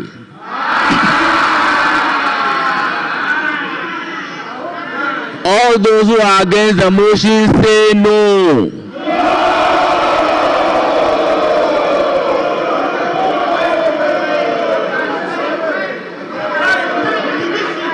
Honorable members,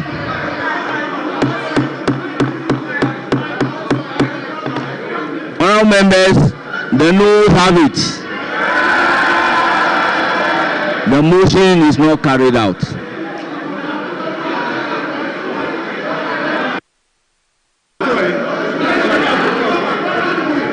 Yes, Honourable Patrick Yawoma.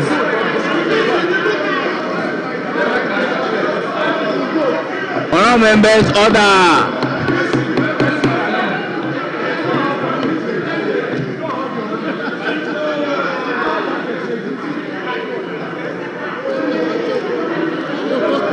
Yes, Honourable Patrick Yawoma, you have the floor. Thank you, Mr. Speaker. May I bring your attention to the procedures for voting under Standing Orders 151, 152, and 153, particularly under Standing Orders 153 on the procedures for division, and ask for a head count, Mr. Speaker. I beg to move. Well, honourable members, Honourable Patrick Yawoma has invoked the standing orders by calling the vote to a division. So,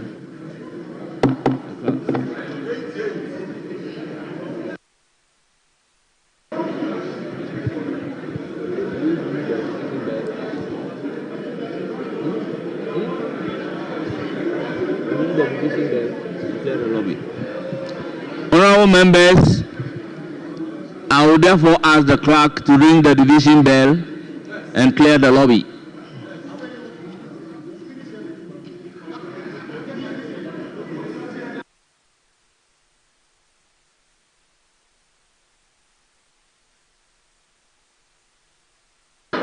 Order.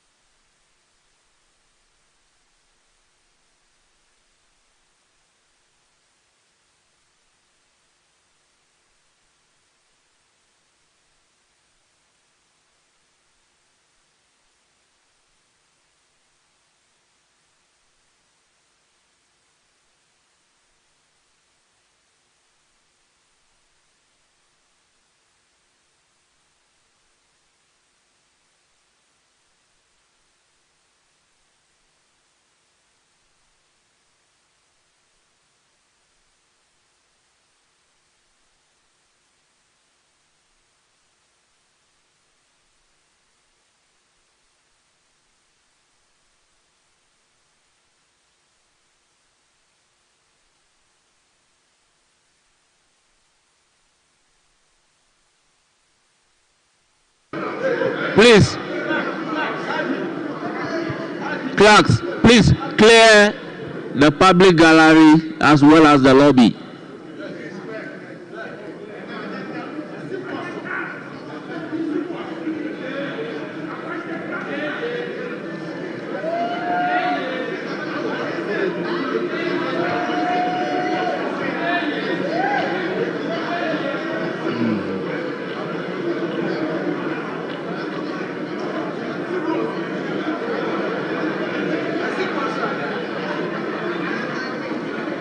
Okay. The lobby is clear.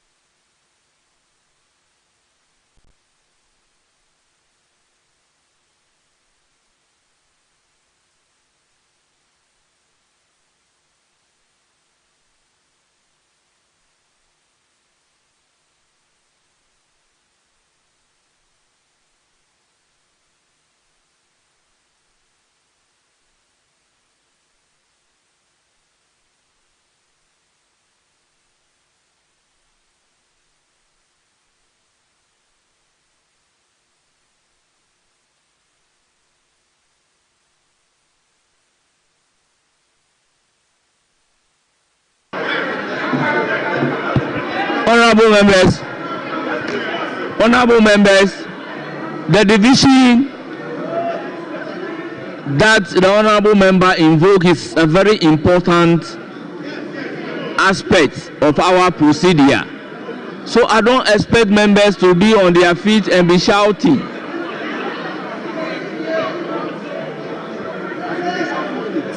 So maybe you appoint this side as the eyes, the eyes, and the nose.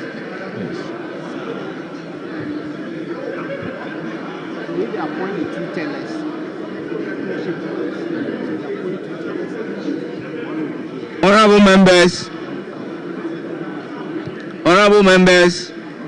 Honorable Patrick Obama has invoked Standing Order 153, which is procedure on division. Has invoked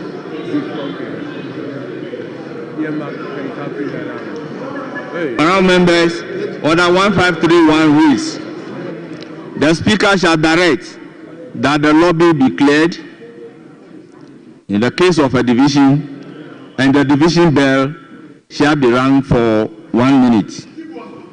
Honorable members, 2, the Speaker shall invite the leadership of the majority and minority or independence caucus to appoint 2 tellers, each to observe the division process after a lapse of 5 minutes. So accordingly, the minority leader and the majority leaders are required to appoint 2 tellers.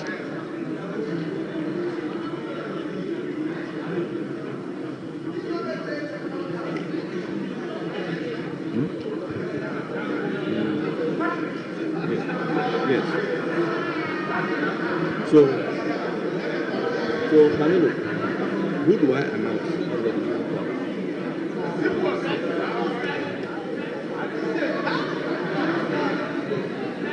So, but the rule says that the Speaker shall announce the names of the division clerks and the tellers.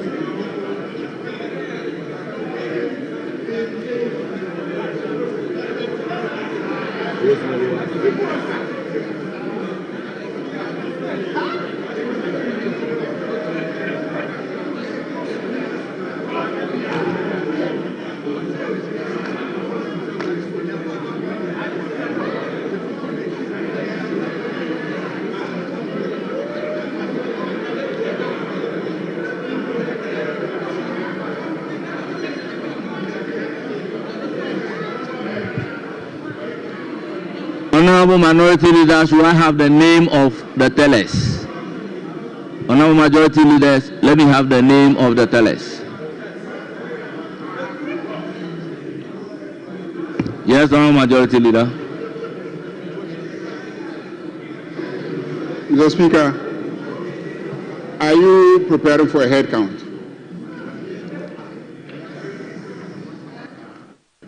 Honorable member, it's 153, so they will file past the division room.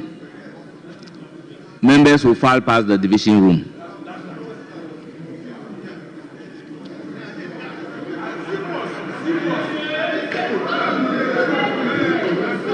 Mr. Speaker, I also want to be guided. I also want to be guided. I want to be guided because I have looked at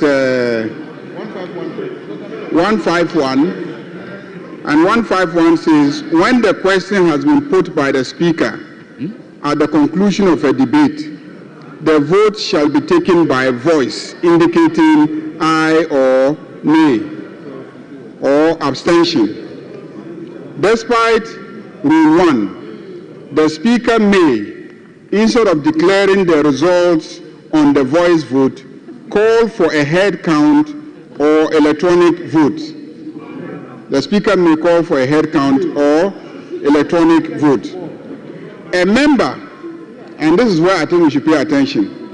3, a member may challenge the decision of the Speaker on the voice vote, and the Speaker shall determine whether to call for head count or electronic vote. The Speaker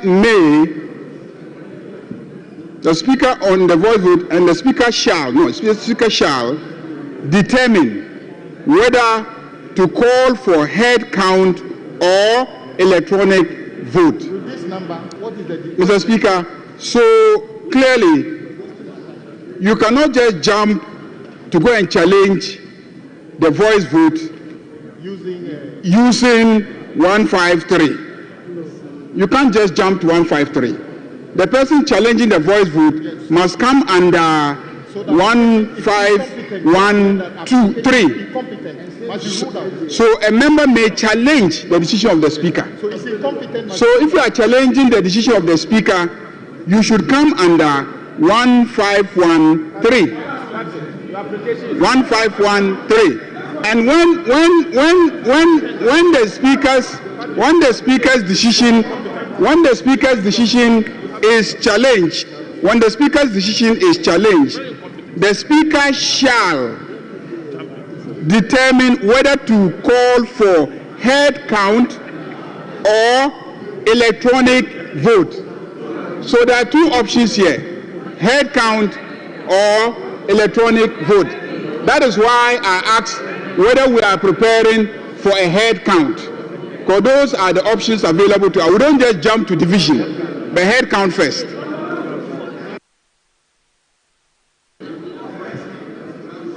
Honourable Member, most grateful. Yes, Honourable Patrick Obama. Mr. Speaker, I think the majority leader was not listening to me. I requested for a head count under 1513. That was my application. Honourable Member, that is where the problem is coming from.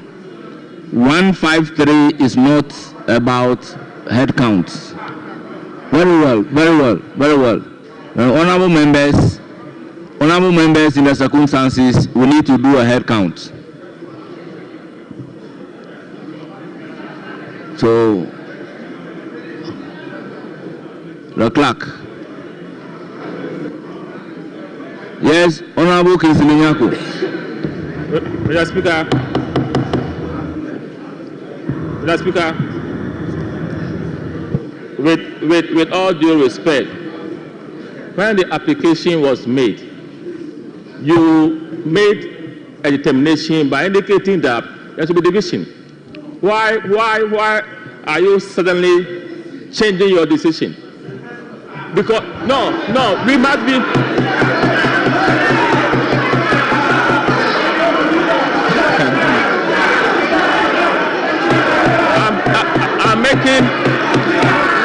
Honourable members, I am capable of responding to him. My point is that, Mr. Speaker,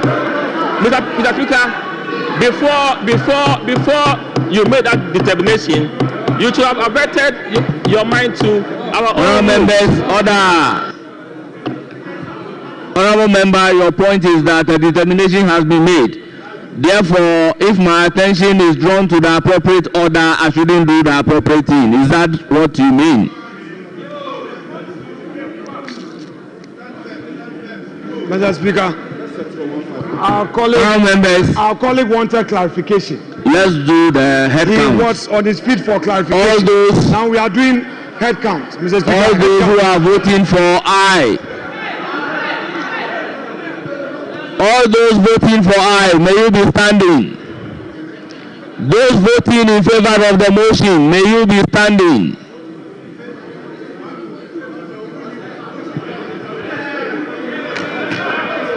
Honourable members, rise in your place to be counted. Honourable members, those voting in favor of the motion, rise in your place to be counted.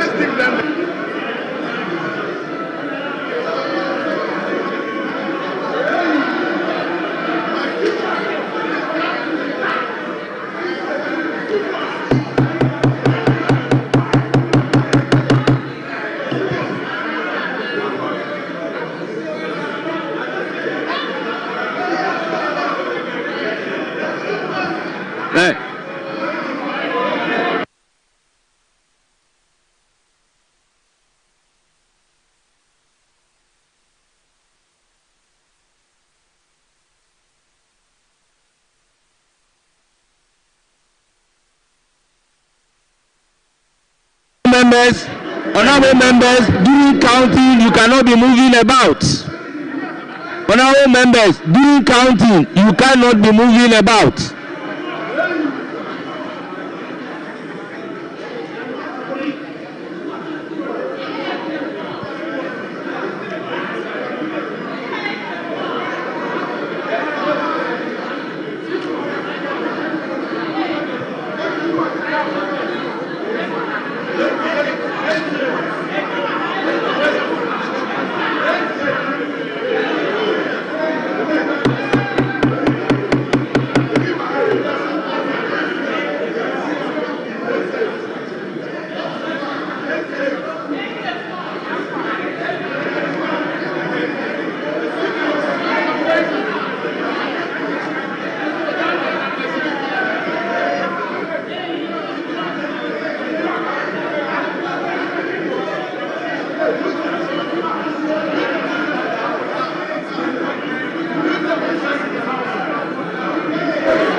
Is he allowed to take pictures in the house? The leader is taking pictures.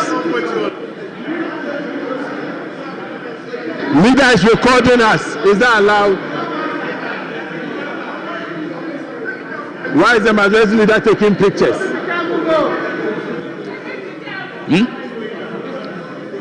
Honorable members, you may resume your seats.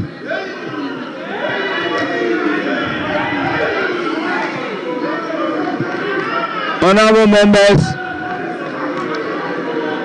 those against the motion,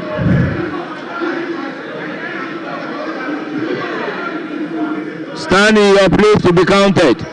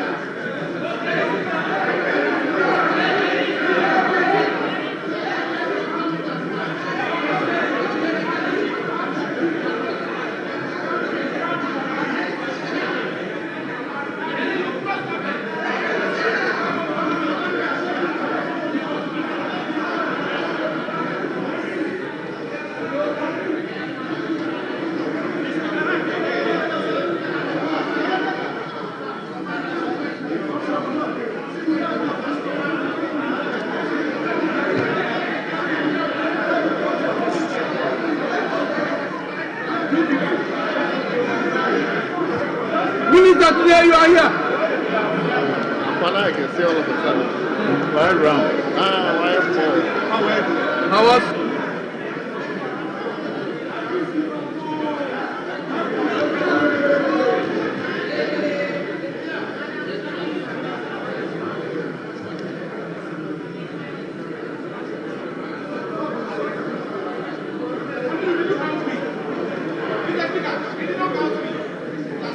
So you have to ask me.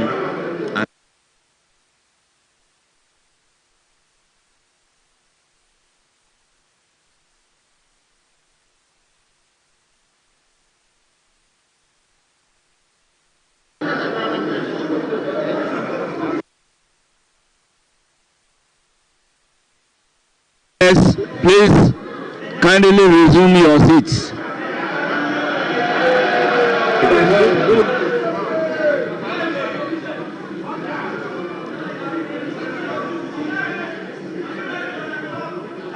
Honorable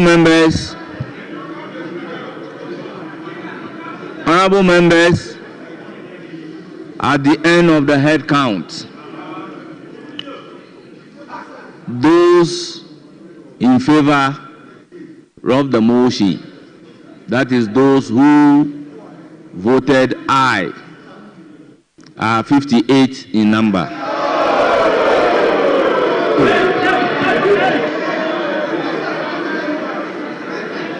Honorable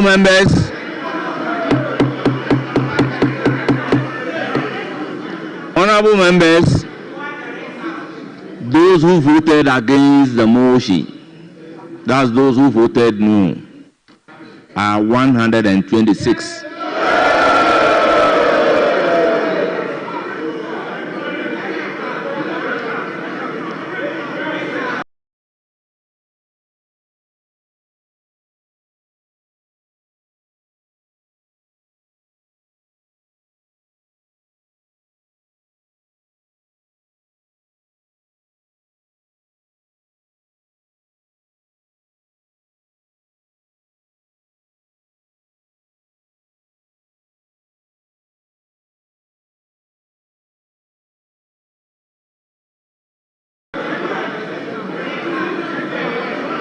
Honorable members,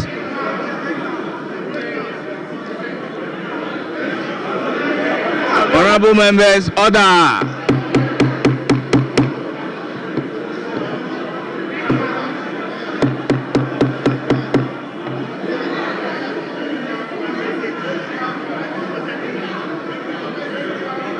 Honorable members, accordingly, the vote is lost. The noes have it. Yes, Honorable Minority Leader. Mr. Speaker, we accept the results of the head count. Mr. Speaker, we know that the majority is a majority of 187. With all their power, they could only bring 126. Only 126. Where are the 51? Even when we started, they were just about 70. They used delay tactics to bring their numbers. Upon all of that, just 126. Ochinasu tomorrow. Honorable members, let's make progress. Camilo. Mr. Speaker.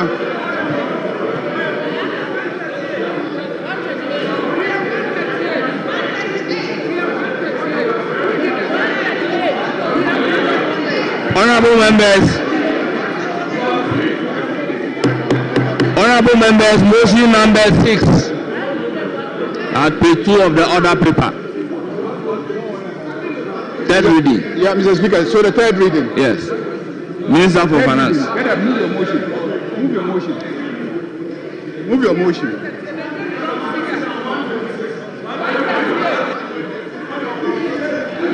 Right, Honorable Speaker. Mr. Speaker, I beg to move that the Special Import Levy Amendment Bill 2025 be now read the third time. I so move, Mr. Speaker. Honourable members, the motion is moved for the third time. The Speaker has seconded the motion. Honourable members, the motion is moved and seconded, and it is for the consideration of the House.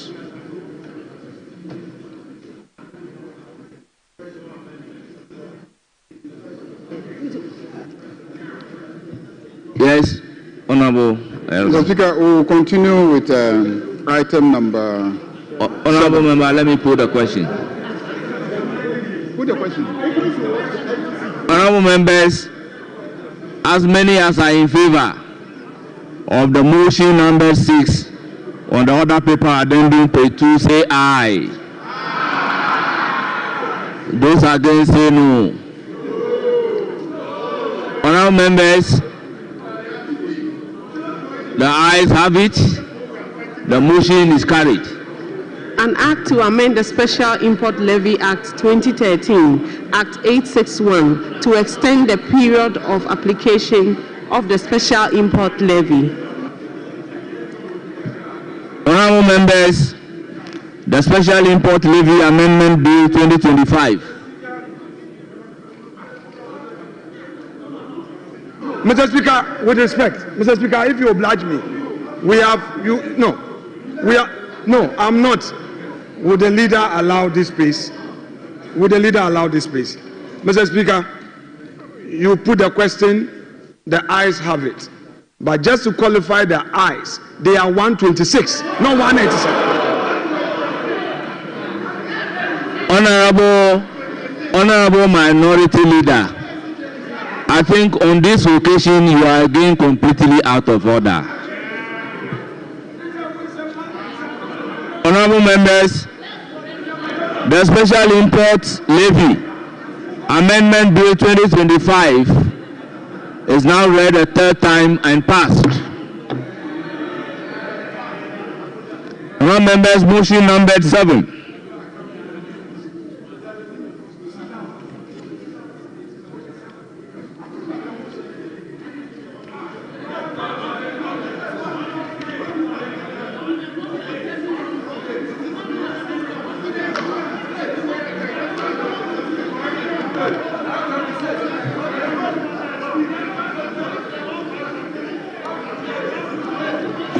Honourable members, order. Honourable members, order. Honourable member, will you kindly resume your seat? Honourable Blaise Oti Blaise, resume your seat. Honourable Oti Blaise, resume your seat. Honourable, resume your seat. Yes, Honourable Minister for Finance.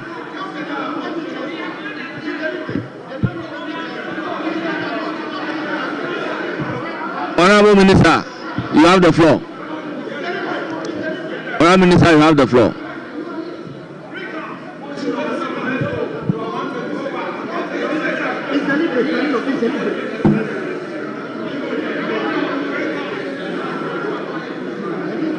Mr. Speaker,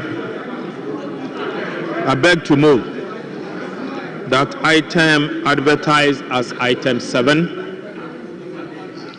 on today's order paper addendum page 2 be now taken. I so move, Mr. Speaker. Members, the motion number 7 has been moved. Any seconder? The Speaker second the motion. Honourable members, motion moved and seconded, and it is for the consideration of the House. Honourable members, this is a procedural motion. As many as are in favour, say aye. Those against, say no. Honourable members, the ayes have it. The motion is accordingly adopted. Honourable members, motion numbered 8.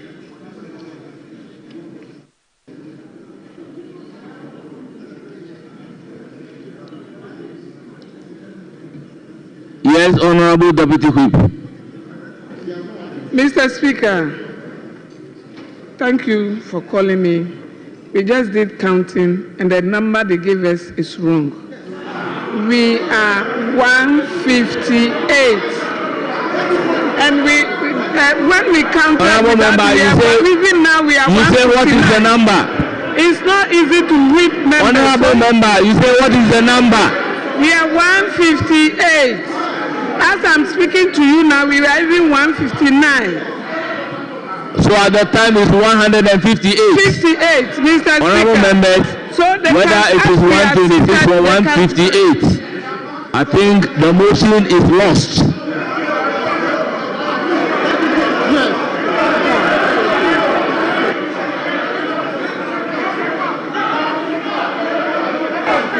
Recount.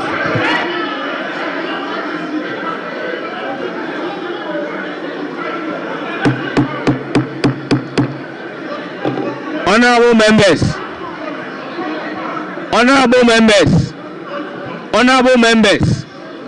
the fact remains that whether the total number at that time is 158 or 126, the motion is lost.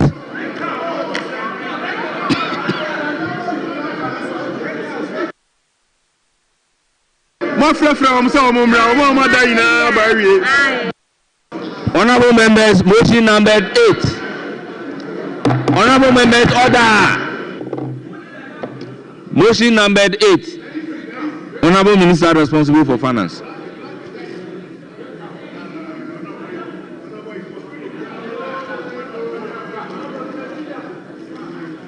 Mr. Speaker, I beg to move that the Growth and Sustainability Levy Amendment Bill 2025. He is now moving the motion numbered 8. The procedural motion was moved by the minister, seconded by Adongo. Yeah. Then I put the question. But he is now moving motion numbered 8. Honorable Honorable Minority Whip. The motion on the floor is the motion numbered 8, and he is here to move the motion. Speaker, with respect, I have followed procedure, and I have been following the day's procedure. I saw my minister move the procedural motion, and Speaker, he moved the procedural motion, and the chair seconded it. But I don't recollect the question was put. Oh, I don't recollect that. If it was done, fine, we can move on. Honorable member, Speaker, it is not out of malice. I am following the procedure. Honorable member, the clerks at table can confer and confirm to you, Speaker, shall we proceed then? I have duly put the question. Motion numbered 8.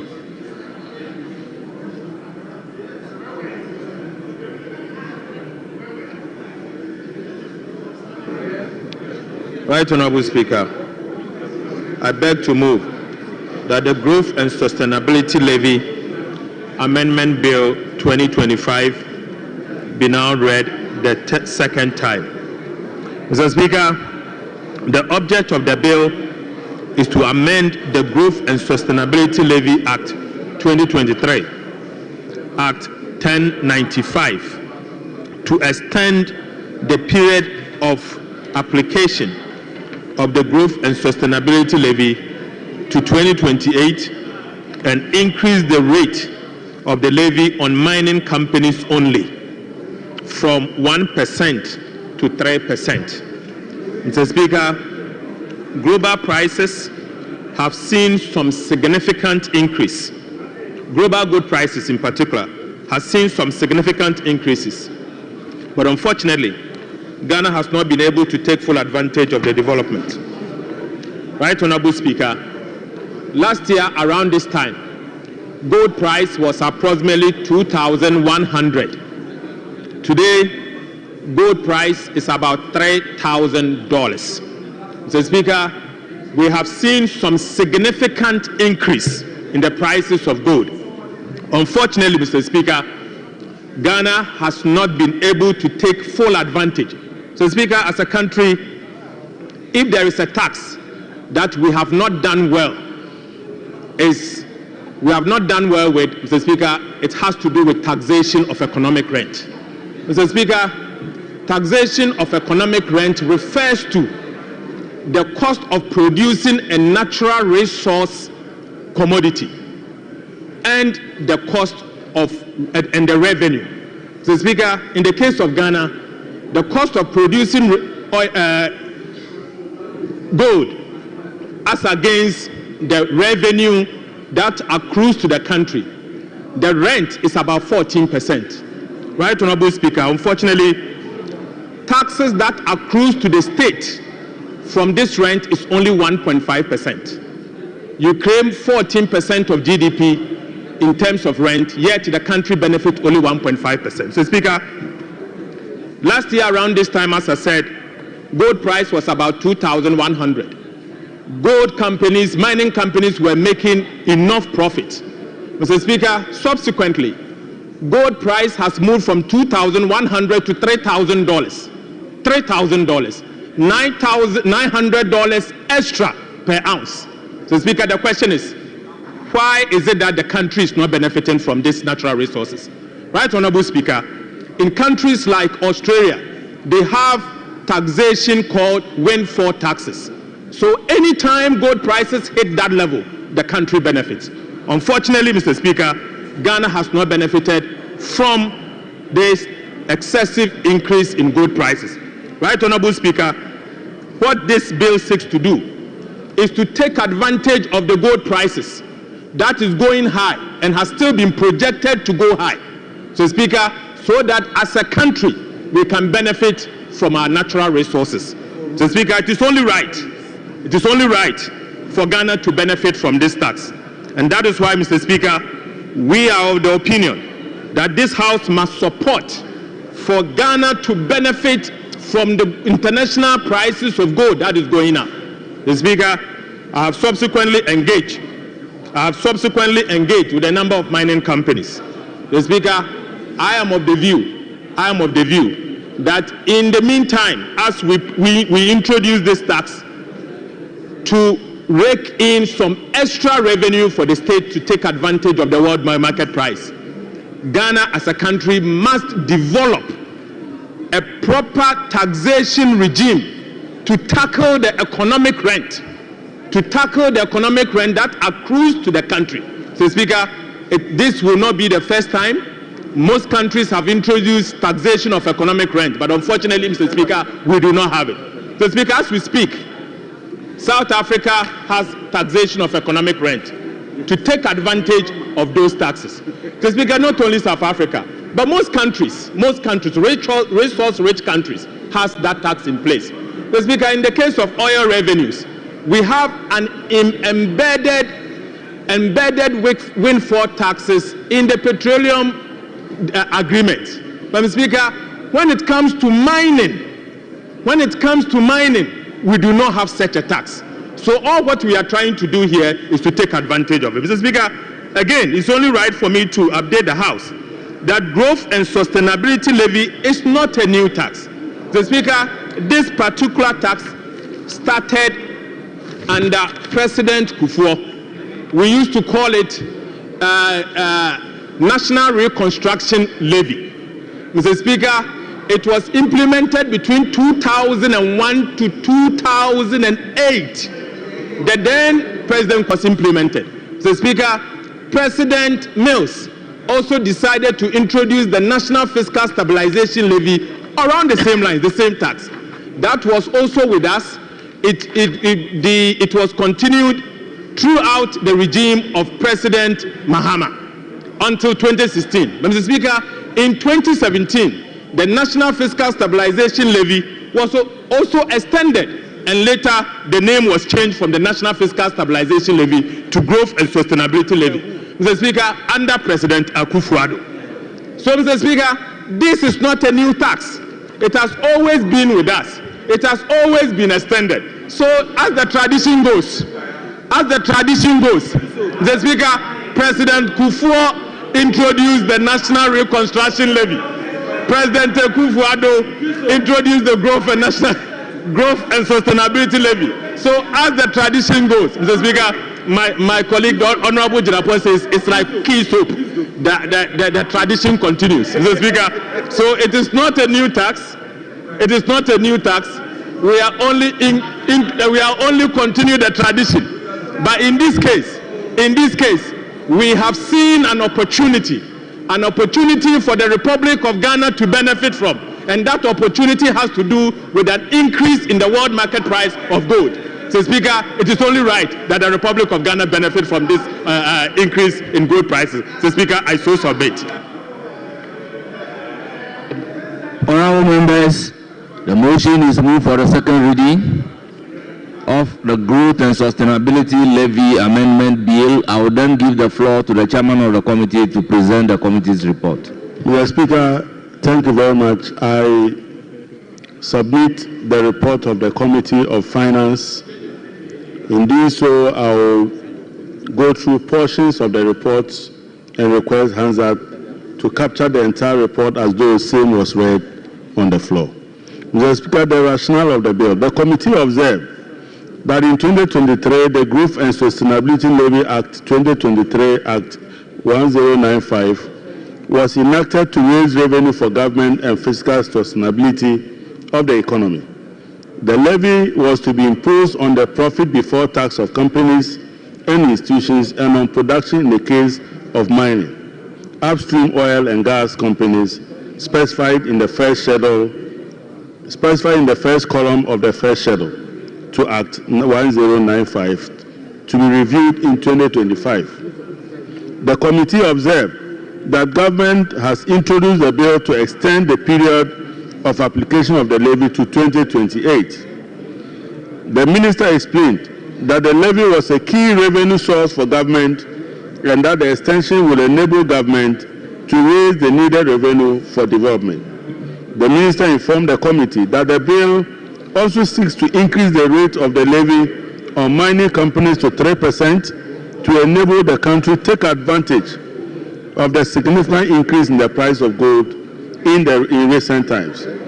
The committee noted that given the current economic challenges and the need to raise the needed revenue in order to put the economy back on track, the bill has been introduced to extend the period of application of the Act. Mr. Speaker, the minister indicated that the fiscal impact of this bill is that it will help government to rake in some 3.59 billion to support the fiscal sustainability of our country. Mr. Speaker, the minority had concerns. The minority caucus expressed some concerns that government use of tax lines outside mining agreements to raise funds and indicate that they do not provide certainty for investors in the sector, a situation that could undermine investor interest in Ghana. They asked the minister to come to Parliament with a comprehensive review of the fiscal regime to ensure that investors can plan properly. Mr. Speaker, the committee, under recommendation, having carefully scrutinized the bill, proposes the following amendments. Mr. Speaker, Honourable Member, conclude. Mr. Speaker, in conclusion, the committee has, by a majority decision, recommends to the House to adopt the report, approve the passage of the Growth and Sustainability Levy Amendment Bill 2025, subject to the amendment proposed. Mr. Speaker, I so submit. Honourable members, the motion has been moved, the report has been presented, and at this stage, it is for the honourable members to debate. Yes, Honourable Ranking Member. Thank you very much, Right Honourable Speaker. Mr. Speaker, Growth and Sustainability Levy. The government is seeking to increase the levy by 200%, from 1% to 3%. That is about 200% increase they are seeking to achieve. Mr. Speaker, My friend, my brother, the Honorable Atu Kwame Nkrumah, has said repeatedly that the mining sector is a leading sector in economic growth. And this is demonstrated by the data. Mining and quarrying contributed 9.4% to GDP, the growth of GDP in 2024. I am wondering why the minister will seek to overtax a sector that is leading our growth. The goose that lays the golden egg is being killed through 200% increase in taxes on a sector that is leading our growth. Mr. Speaker, the minister is prioritizing revenue over growth. By getting this revenue, growth is compromised. And so I'm not surprised that he's projecting the mining and quarrying sector to grow by 3% in 2025. This is not good for our economy. And this is why the minister's growth projection for this year is so low. And this, Mr. Speaker, is abysmal performance. Mr. Speaker,